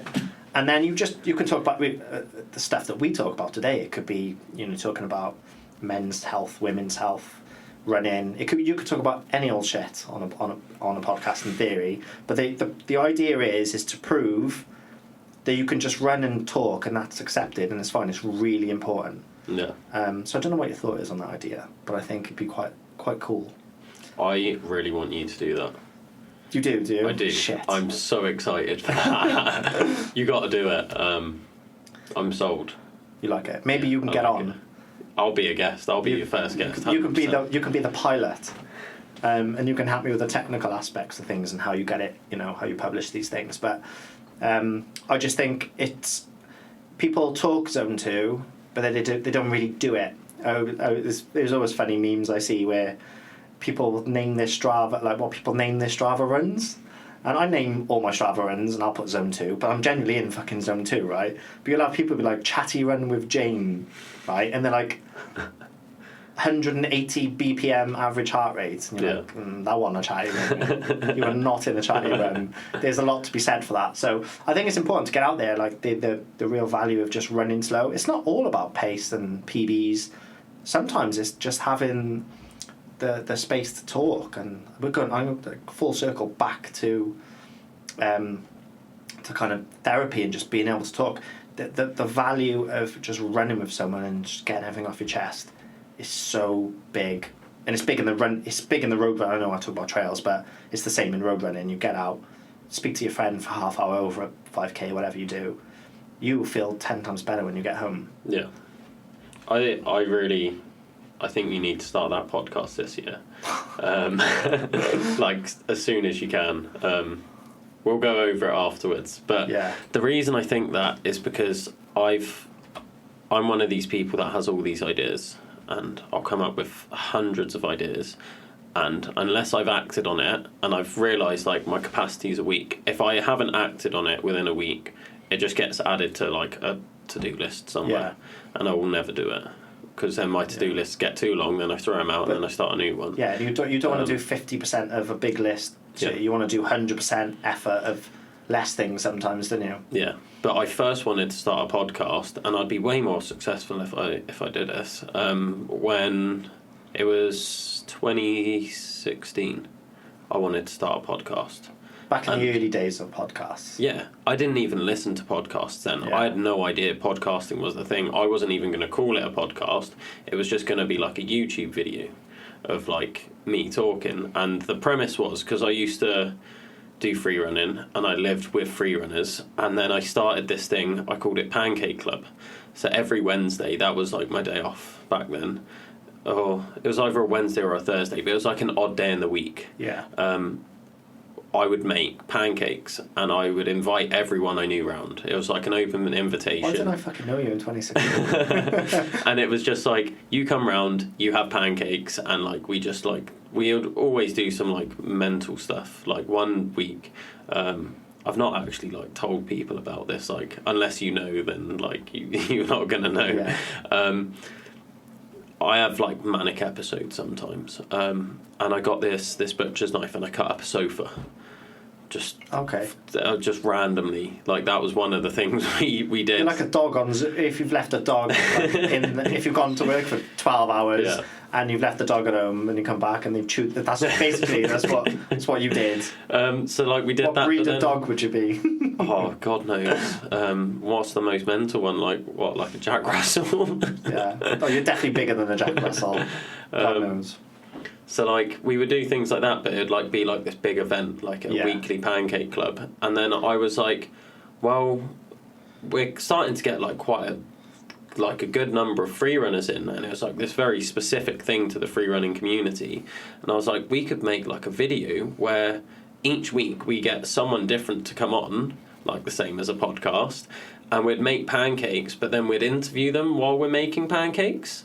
And it'd be like a half-hour video of just, like, us talking and making pancakes. Tosses on our podcast, yeah. And I was just like, oh, wow, like, we could do that. That'd be a great idea.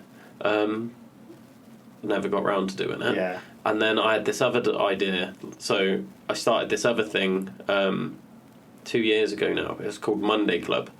So that was then my... Remember you were telling me about this on the 496. Go on. So it was my day off. It was my only day off in the week.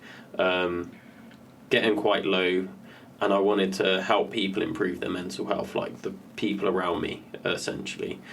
So we started this rock climbing club, and every week we'd just go out and I'd teach people how to rock climb, and we'd just spend time out there, just, like, in nature. Sometimes people wouldn't even climb, they'd just come and, like, sit there and just talk and be out in nature with us and just enjoy being outdoors. And it was really beneficial for a lot of people for a long time. And I had this idea, I was like, I really want to start a podcast. Like, I listened to enough of them, I know enough interesting people, and what I was going to do is I was going to take them out rock climbing, teach them to rock climb, and then sit down and was going to, like, cook, like, a steak over a fire or something, and just, like, sit around the fire and talk and record it. And I was like, that'd be an amazing podcast. And slowly over time, it's sort of evolved into this podcast now. Yeah. Which is a lot more practical, easier to run, but like... It's just been like 8 years in the making, really. Yeah. Just, you found your calling now. Yeah, and... I really love it. Like, so if there'll be some people who probably listen to this episode because they know me, but I definitely urge people to like go back and listen to some of the athletes that have been on here, which put me to shame. Absolutely put me to shame, because it's real. That's what I love about your podcast. It's just like I say, it's conversation, and it really resonates with real people. So you should be really proud of what you've achieved. And just be like, in here, it's really cool. Like, this is like this is brill. Yeah, it's a tiny little studio, but it does the job. Does the job. I'm not hugely big, so this, I'm fine. I'm fine here. Coming from that, then, I'd be really interested. I know you haven't listened to like a huge amount of the podcast, and you're still catching up. And it might just be like all of the podcasts you've listened to, but for those listening, what would then be your 3 top picks for ones to go and listen back to? I don't want to rank the people that I've listened to, because they're all equally like really, really. They're all great, and I know a couple of the people. So I'm going to say the one that I don't know, because I don't know Terry Rosman, but the way he articulates things is so good. Like, I found myself really engaged, so I recommend that. And then you've got and I loved all the episodes I've listened to so far. Lee Davis, I know Lee. He's a great guy. I love the way he speaks with such passion about what he does. Yeah. And then Rhys Jenks, because he's lived it and breathed it, so you really believe that, you really feel it. And he comes from a different, because he runs his own organisation to put on ultras, etc. And he's gone and done things like Badwater and stuff. I think he really, he's lived and breathed it. So you really look up to him. Looked up to all of them. But yeah, Terry Rosman, really just loved the way he spoke. Yeah. Loved to go out on a run with him. Just to chat, to be honest. Cause I think he's up for it. So we're going to organise it. We should do like a group run from the people that have been on. I actually want to do that as That'd like be a good. yearly thing for adventure athletes. Is at the end of each year, just invite all the previous guests on to celebrate like make pancakes. It being a year.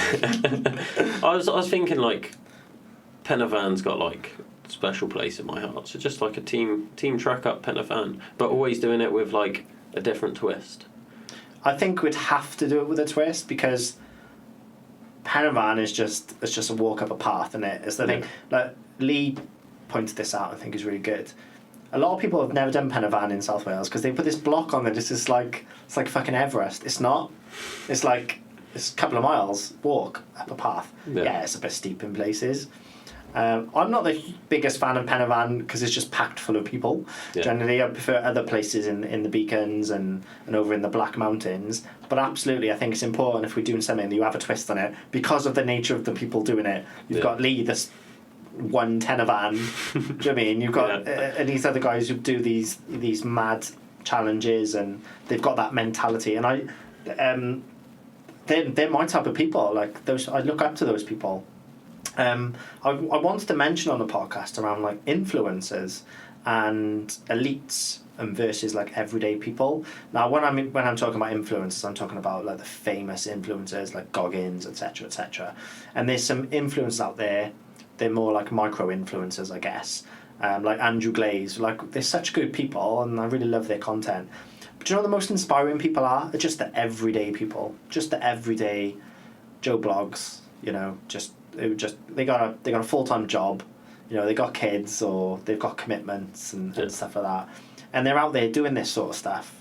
They might not be the fastest, and I know we spoke before I come on here, you know, in running, a lot of the people who are really fast get a lot of the plaudits, and rightly so, you know, those people are winning races, etc.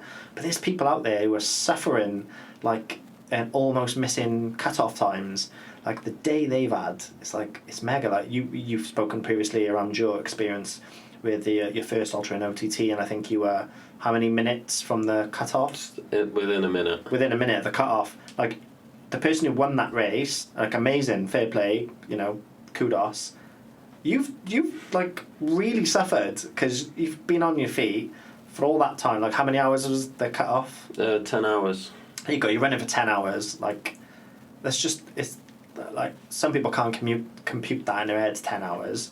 So I think there should be, and I think you did say that some ultras have, like, some sort of, is it an award or something for someone who... Yeah, like a suffer score. They're like, there should be like some sort of suffer score, and these people need to be celebrated. And the people in the middle of the pack who don't get anything, like they've had a horrible day. And I think there's a lot to be said for people. There's a lot of people that need shout outs as well and need that pat on the back. Just the everyday people. Yeah. Like, and for those people listening who are just not very fast, middle of the road, like, I'm really fucking proud of you, and I don't know you. I think you do amazing, and you should be really proud of yourself. On that note, there is someone I actually want to give a shout out to. I have no idea if he listens to this podcast. Okay. But I met him. Tag him. Yeah, I'll tag him. I met him doing the OTT, the one that I did last year. I met him at the finish. He was already there. He was finished, and I was speaking to him. And I just happened to see him pop up on, like, I'm part of South Wales community running group thing. I saw him, like, post it on there, so, like, I liked it, being like, oh yeah, well done for your event. And then, like, within a week he was posting, here's another long run I did. And I've just seen him popping up constantly, just like, here's another ultra I've did, here's another one. And he's not winning them, he's not, like you're saying, he's middle of the pack in all of these ultra. But the sheer amount that he is doing is just absolutely incredible. His name's Stuart Felix. So if you listen to Stuart... do you know what? I've seen his posts. Yeah. So I know who you're on about just by his face. Yeah. And this is, again, I think he'll post a lot because he knows that'll keep him accountable. Because once you start posting what you're doing, like, shit, I've got to keep doing this now because I'm known for this. And you're right, he is someone that would definitely deserves, like, a massive round of applause in that sense, because there's just people out there doing all this stuff, and then, like, I would love to have a way where we can just celebrate all these people, because it is, you know, the influencers, they'll always get the, you know, they always get the likes and all that, which is fine. There's a market and a world where that exists. There's the elites, so like Courtney to Walter, I think she's just absolutely insane, like, amazing. Probably my favourite, like, elite ultra runner. I think she's just incredible. And there's a place for those people, and they deserve to be where they are because they've just got this insane talent and they know how to use it and apply it. But yeah, I think it's important to also shout out those she, funnily enough, talks about the same thing. I listened to her on Joe Rogan podcast, and they're talking about her Moab 240, where she wins by, like, 10 hours over the, like, second place, which is insane. And then she's talking, being like, yeah, like, I was out there running for the least amount of time. There's people that are out there for 5 days, and she was like, I don't think I could do that, like, to get up again day after day. It's mad to think, actually, if you said to her, you've got to continue running until the last, but that'll be a great event. That the winner is not allowed to stop running until the last person crosses the line. Imagine that. Just come up with that. Interesting. That's kind of like when you started saying it, I thought you was going to say about, like, backyard ultras, where it's just like you keep running the lap until there's one person standing. But having, like, a set distance, but you have to keep running till last place crosses that distance, and then everyone else. And see what everyone gets. It'll be whoever wins does the most distance until last person finishes like the 50-mile mark or whatever.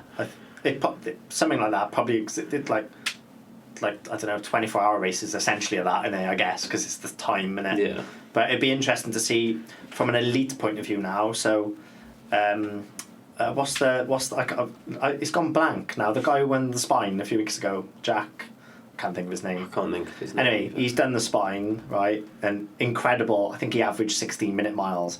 Now, to a road runner, they probably go 16-minute miles and turn their nose up. To do that over 278 miles is just... I think he had 52 minutes sleep. It's just I can't even compute that. It's mind-boggling. But John texts me like 2 days later, 3 days. My friend is still out on this because his friend was doing the spine. He's still out there. I'm like, he's still out there in the snow and the blizzards and the hills, and there's people out there, like, and there won't be anyone at the finish line for that person, potentially. Yeah. There might be, I'm sure there will be, but there won't be any media about that person, that the person's gone through shit. Do you know what I mean? So it's important, I think, for me just to shout out, because I think I'm just an everyday person. Although a lot of my friends don't say that, they all say I'm mental for what I do, even though I think I'm quite tame for an ultra runner. It's just who you're comparing yourself against, because I always struggle to fit in with the people around me, because they are like, I would be like, there was this one thing I did. I went to Pen y Fan with a couple of my mates. Yeah. This was before my ankle break, so like I'm still building that mental toughness, and I'm like best shape I've been in physically. And it was just after I did my OTT Ultra the first time. We went to Pen y Fan. It was snowing, and there was 3 of us, and the whole exercise was to build our mental toughness and resilience. So we was like, right, what are we going to do? So we get to the start, and we pick up a boulder, and we're like, we're going to like carry this up. So between us, we carried a boulder on the way up. We get to the top, and then on the way down, I was like, right, I didn't roll the boulder back down Pen y Fan, did you? No, we left it at the top. Made it slightly higher. Yeah. And then I was like, right, on the way down, we're going to do some like intervals. So we started doing some intervals, and then I was like, let's really test ourselves. Let's go barefoot in the snow. So then we went barefoot in the snow on the way down, and then we get to the bottom, and my mate's like, oh, there's a river there, let's do a cold water dip. So we all like jumped in, like, you know, there's that little waterfall just past the bridge. Yeah. We all jumped in and stood under the waterfall, which was a laugh, and it's like snowing out. And I remember I went straight to work from that. And my manager, when I turned up, they were like, oh, you all right? You had a good day? I was like, yeah, I've just been up Pen y Fan. They were like, oh, it's just carrying boulders, bit cold in it. Yeah. And I was like, yeah, it was cold. It was snowing up there, so we did some barefoot walking, and then we jumped in the river at the end. They're like, you are insane.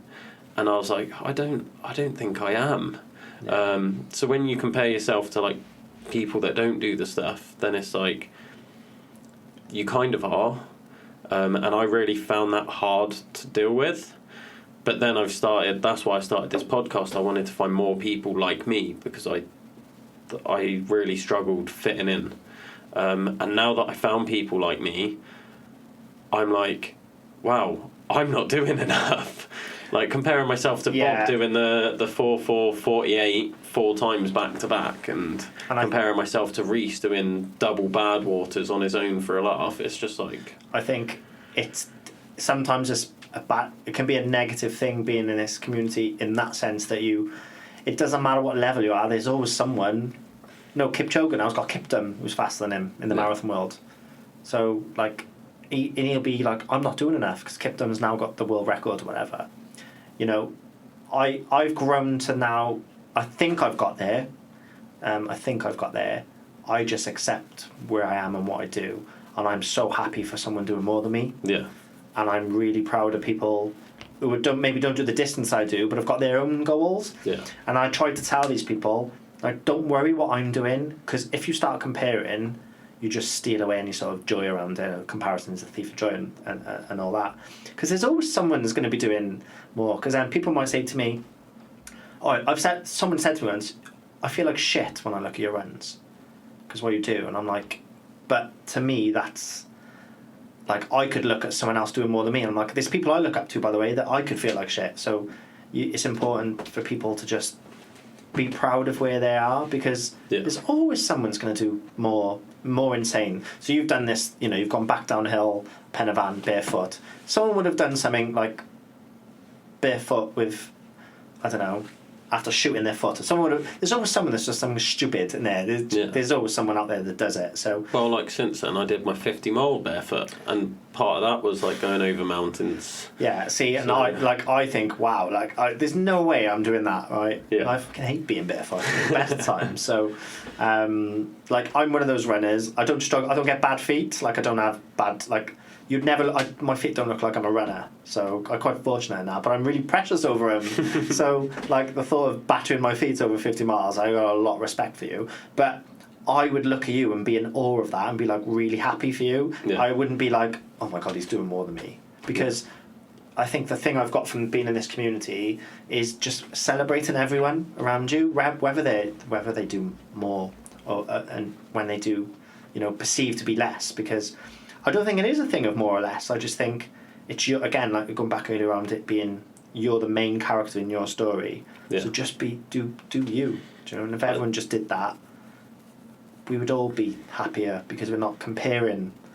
I think what it was for me that makes me feel so good about seeing other people doing more than me is I always feel like everyone always tried to put a limit on what I could do, and I knew I was capable of more. Yeah. So then when I was pushing it and they were like, no, you're stupid, and people call me crazy, and I hate it when people call me crazy. Like, some people take it as a compliment, but I absolutely hate it because I know that I struggle with like my mental health and stuff. Yeah.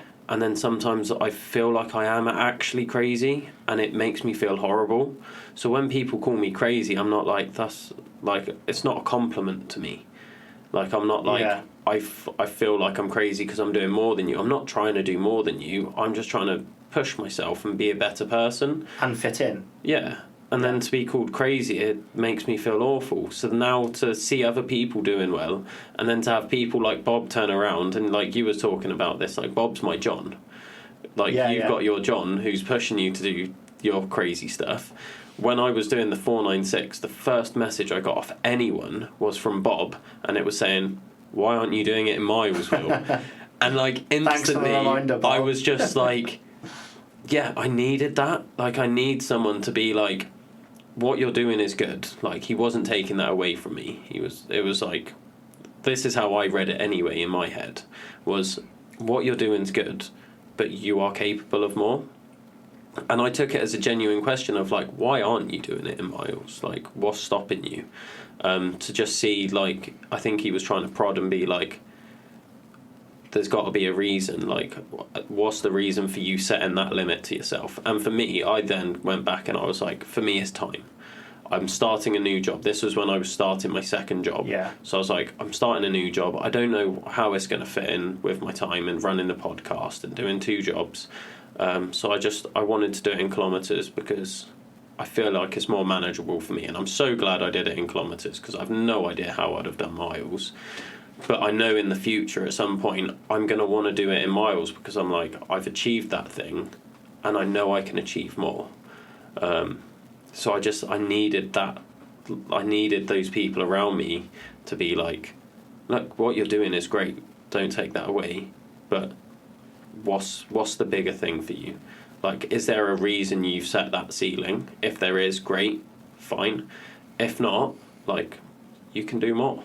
I think there's a lot to be said for that. Like, I've got probably some alternative views on endurance. Like, I've been very open about this to my friends and in the past and people I run with. Is there used to be, it still exists out there, where there's this whole thing of gradually build up your distance, like 10% a week, and you're thinking, fuck, if you're an ultra runner, like, it's going to take you ages to get to that distance.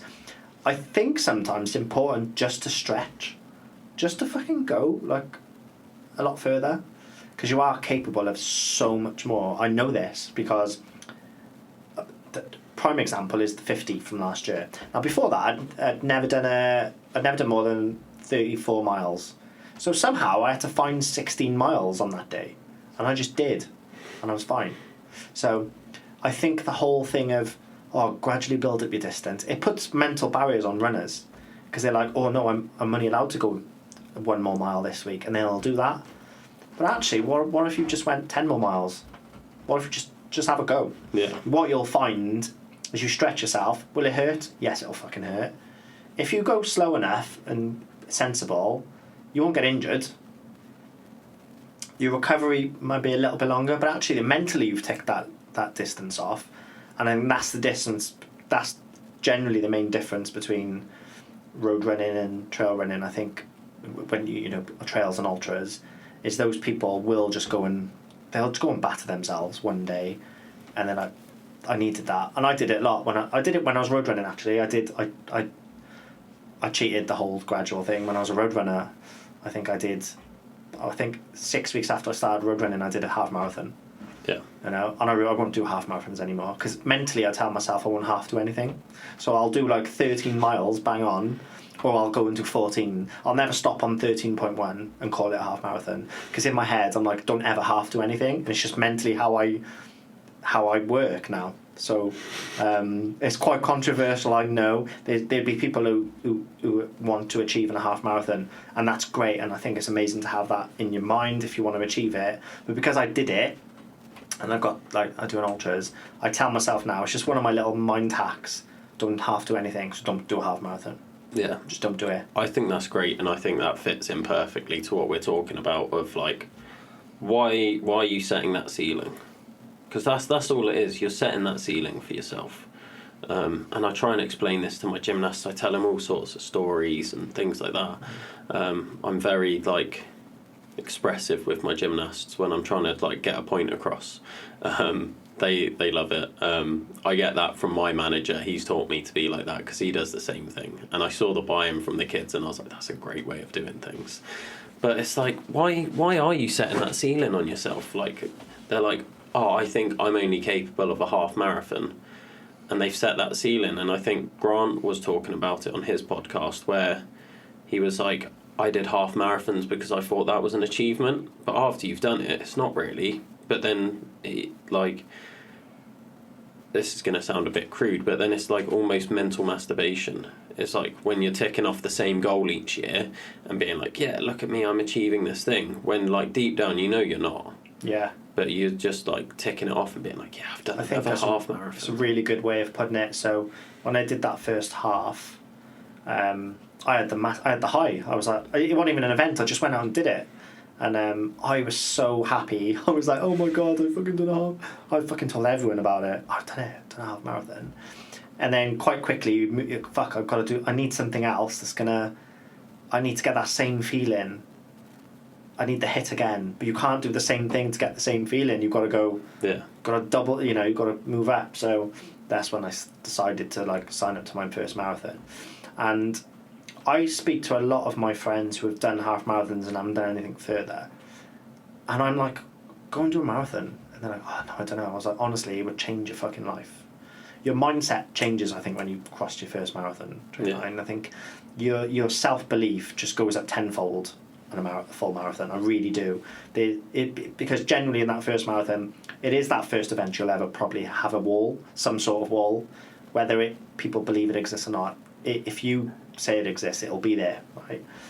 To get through that, or like the thing I said earlier around, I want to just jump in front of a train, mile 22 or whatever. When you get to that end, your life changes that day. I saw like a quote, those inspirational quotes online. If you want to do something, run a half marathon. If you want to experience a different life, run a marathon. If you want to talk to God, run an ultra kind of thing. And it's true. I think when you hit ultras. Now, I'm going to say something controversial. Road marathons are harder than ultras. To a certain extent. I'm doing a 100-mile race this year, which is like a complete different kettle of fish, isn't it? And like in my head, I think 100 miles is like the epitome. I know it's not like a Moab 240. I know it's not a multi-day thing, but I just think that 100 mile, that number, in one day or 2 days, in one go, I just think it's something magical about that number, innit? It's almost like a rite of passage in ultra running. Yeah, and that's what's fucking doing my head in, is I'm not there yet. I'm not. You've done more than me. I'm not there. So I'm in the middle of the journey, and I think road marathons, the pressure on your pace is so intense during a race. It's awful. It's horrible. We're in an ultra, like, you can walk, you can chat, you can have snacks. You've got the aid stations, they're lovely. The aid stations on a marathon are just grab. You see them, don't you? You see people grab the water and then spill it or whatever, and that's it. You're constantly on the go. I think at my first marathon, I averaged like 179 BPM heart rate. I averaged for like 3 hours 50 or whatever it was. Like, honestly, that was it was horrible. It was really hard. It's like a different pain in it. I think road running, the pain, can you handle the pain in your chest and your lungs? Because they're always like shorter distances, faster, versus an ultra is, can you handle the pain in your brain and your legs? Because you're not running fast enough to really push your lungs. Or, there will be ultra runners out there that run in like zone 4 for ages, and they're amazing, and fair play to them. But for the everyday people like me, I do find marathons harder. Yeah. I do them in training. Like I'll just go and do a marathon. Like I'm known to lace up my shoes and go and run a road marathon just out of nowhere. Because mentally I'm like, I should always be able to do that, so fucking do it, and I'll just go and do it. And then I get to it, I'm like, I didn't fucking enjoy that, but I know I can just do it when I want. Yeah. And I think you talk about ceiling, and I think what we don't talk about enough in endurance running and ultra running, I think, is your base. So you're like, okay, what's your ceiling? You're putting a ceiling on yourself, you know you can do more. Actually, what's your minimum expectations you've got? So I always tell myself I could always run 10 miles if I want, ever. I could just put a pair of my Dr. Martens on and I could go do 10 miles, like easy. So I think having a base and a minimum expectation is also important when you're long distance running, and mentally telling yourself that 10 miles is easy, it's just a nice short run. And when you tell yourself something's quite easy, generally it is. Like when we're doing these recce's in the Black Mountains now. I think we had a 26-mile recce in the Black Mountains a few weeks ago. Now this is 26 miles in mountains. Like some people would be training for months to be an event. We just did it as a recce because it's part of the 100. And all you tell yourself on those training days is, I'm going to go out with some people. It's going to be really nice. We can have some snacks, take some photos, and it's going to be a nice day out on your feet. And do you know what it was? It was a fucking nice day out on my feet. Yeah. It's because mentally you're just like, it's going to be a good day. Like you got all the views, and we went up. We did this big loop, and then it's just really funny. Like, so there's a summit called Lord Hereford's Knob, which is an actual summit name up in the Black Mountains, and it's just the little things like that get you through those runs. And one of the boys needed a wee on the mountain, so he turned away from us because he obviously didn't want to wee in front of us with his dick in his hand. And then walkers came up there over the crest, so he didn't know where because he was there with his Lord Hereford's knob, right, just in his hand, and we in. And there's little things like that, like I think that just make those days fun. Yeah. And when you make running fun, which I think is really important, you just love that's where you love the journey then, rather than the destination, because it's all the little stories that happen. But yeah, long story cut short, road running is really hard, and road marathons are just awful. They're just horrible, and I got massive respect for those that do them and continue to do them, because after a couple of years of doing them, I'm like, fuck, I can't do this all the time, because it's just brutal, absolutely brutal. Yeah.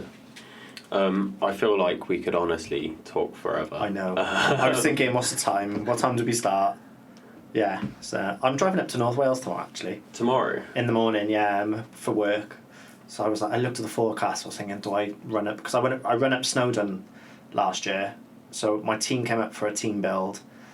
So I ran up Snowdon, come down, and then I went hiked it with my team, because apparently I'm crazy, and like they all tell you you're crazy, but it was just part of, I wanted to go and do it, and I loved it. So I'm up there in the morning, but I think that the forecast is horrific. So I'm going to have to look for somewhere else to run tomorrow. But look out for my run tomorrow, because I may be in some random place up north near Llandudno. So yeah. I'm excited to see that. So, you know what's coming. I know. Last question on the podcast. As a listener, you know we set a weekly challenge. So what is your challenge for this week? So mine's not a massively overly physical challenge, which maybe go against the grain of adventure athletes, but I want to link mine with men's, I say men, we throw the word mental health like a lot to me, but men's mental health. And for someone who probably grew up not really fitting in and not really feeling a part of something or not feeling enough, like, and they're kind of, this is why I am going to therapy to learn more about that. I would like people, right, and linking it to running in zone 2, is think about a man that you know who on the surface is doing really well, would happily get some running shoes on and get out with you. I want you to go for a zone 2 little run, or even if it's a fast walk if they don't like running, and I want you to let that person open up, and I want you to tell that person how much they mean to you. Okay? I want you to tell them how much you appreciate them and that they're doing a great job. Because I think you will not realise how many men out there just need to be told that right now. So my challenge is a quite personal one. It's not an overly stretching one, but I urge people to get out with someone one-on-one and get a little run in and just explain to them how much they mean to you. Whether that's a friend, family, partner, yeah. I think that's great. That is an amazing challenge, so thank you for sharing that one. It's definitely needed in these days. So thank you, and thank you for coming on. I really appreciate your time. My pleasure. It's been great. Yeah, it's been a good little catch up. So yeah. Before we go, I've just realised there was one question I didn't ask, which was sent in on Instagram. Okay. And that was the one about would you rather be on a mountaintop or the Canton stands? And was it Hot Wings that sent this? Hot Wings, yeah. So Hot Wings, shout out to Hot Wings. I actually met Hot Wings in my first ever trail race. So me and Hot Wings used to have we were like PB twins. We were like the same speed. Now he's grown to become a lot faster than me, and I just do more ultras and stuff like that. But big shout out to you, Hot Wings. So I'm a massive football fan. I love Cardiff City for all my sins. It's more torture supporting Cardiff City than is running ultras. So if you want real suffering, is go down to the city. Where do I feel the most happiest? At the moment, probably in the mountains, if I'm honest, because that's where there's a lot of joy. But I have had some of my best moments in my life on the terraces watching football, because, again, going back to whole feeling a part of something, football's very tribal, and actually feeling a part of a football family is really good. So I can't really answer, if I'm honest, because it just depends on the day. Yeah. But at the moment, definitely in the mountains is where I prefer to spend my time. If I had to pick now, a Cardiff City game or going out for a long recce in the mountains, I'd pick the running at the moment, if I'm honest. Nice. Yeah. So, well, good question. Thank you. Almost forgot about that one, but yeah. Good. Thanks for coming on, and my pleasure. Yeah, I'm sure we'll be in touch. Yeah, definitely. Thanks for listening to this episode of the Adventure Athletes podcast. If you like this episode, make sure you follow us on Instagram, Spotify and YouTube, and share our content around. It helps more than you can ever imagine. Now, if there's a person in particular that you want to hear from, or a topic that you want us to cover, just drop us a message, let us know in our DMs, and we'll make sure we try and reach out to the relevant people to cover that topic for you. We're always trying to make content that you guys want to listen to. We have just dropped our website. It's adventureathletes.co.uk, and you can go on there to find out the range of different services we offer. So we have sports massage, different training programs, and personal training, both online and in person, that you can sign up to on the website. So make sure you go and check us out at adventureathletes.co.uk.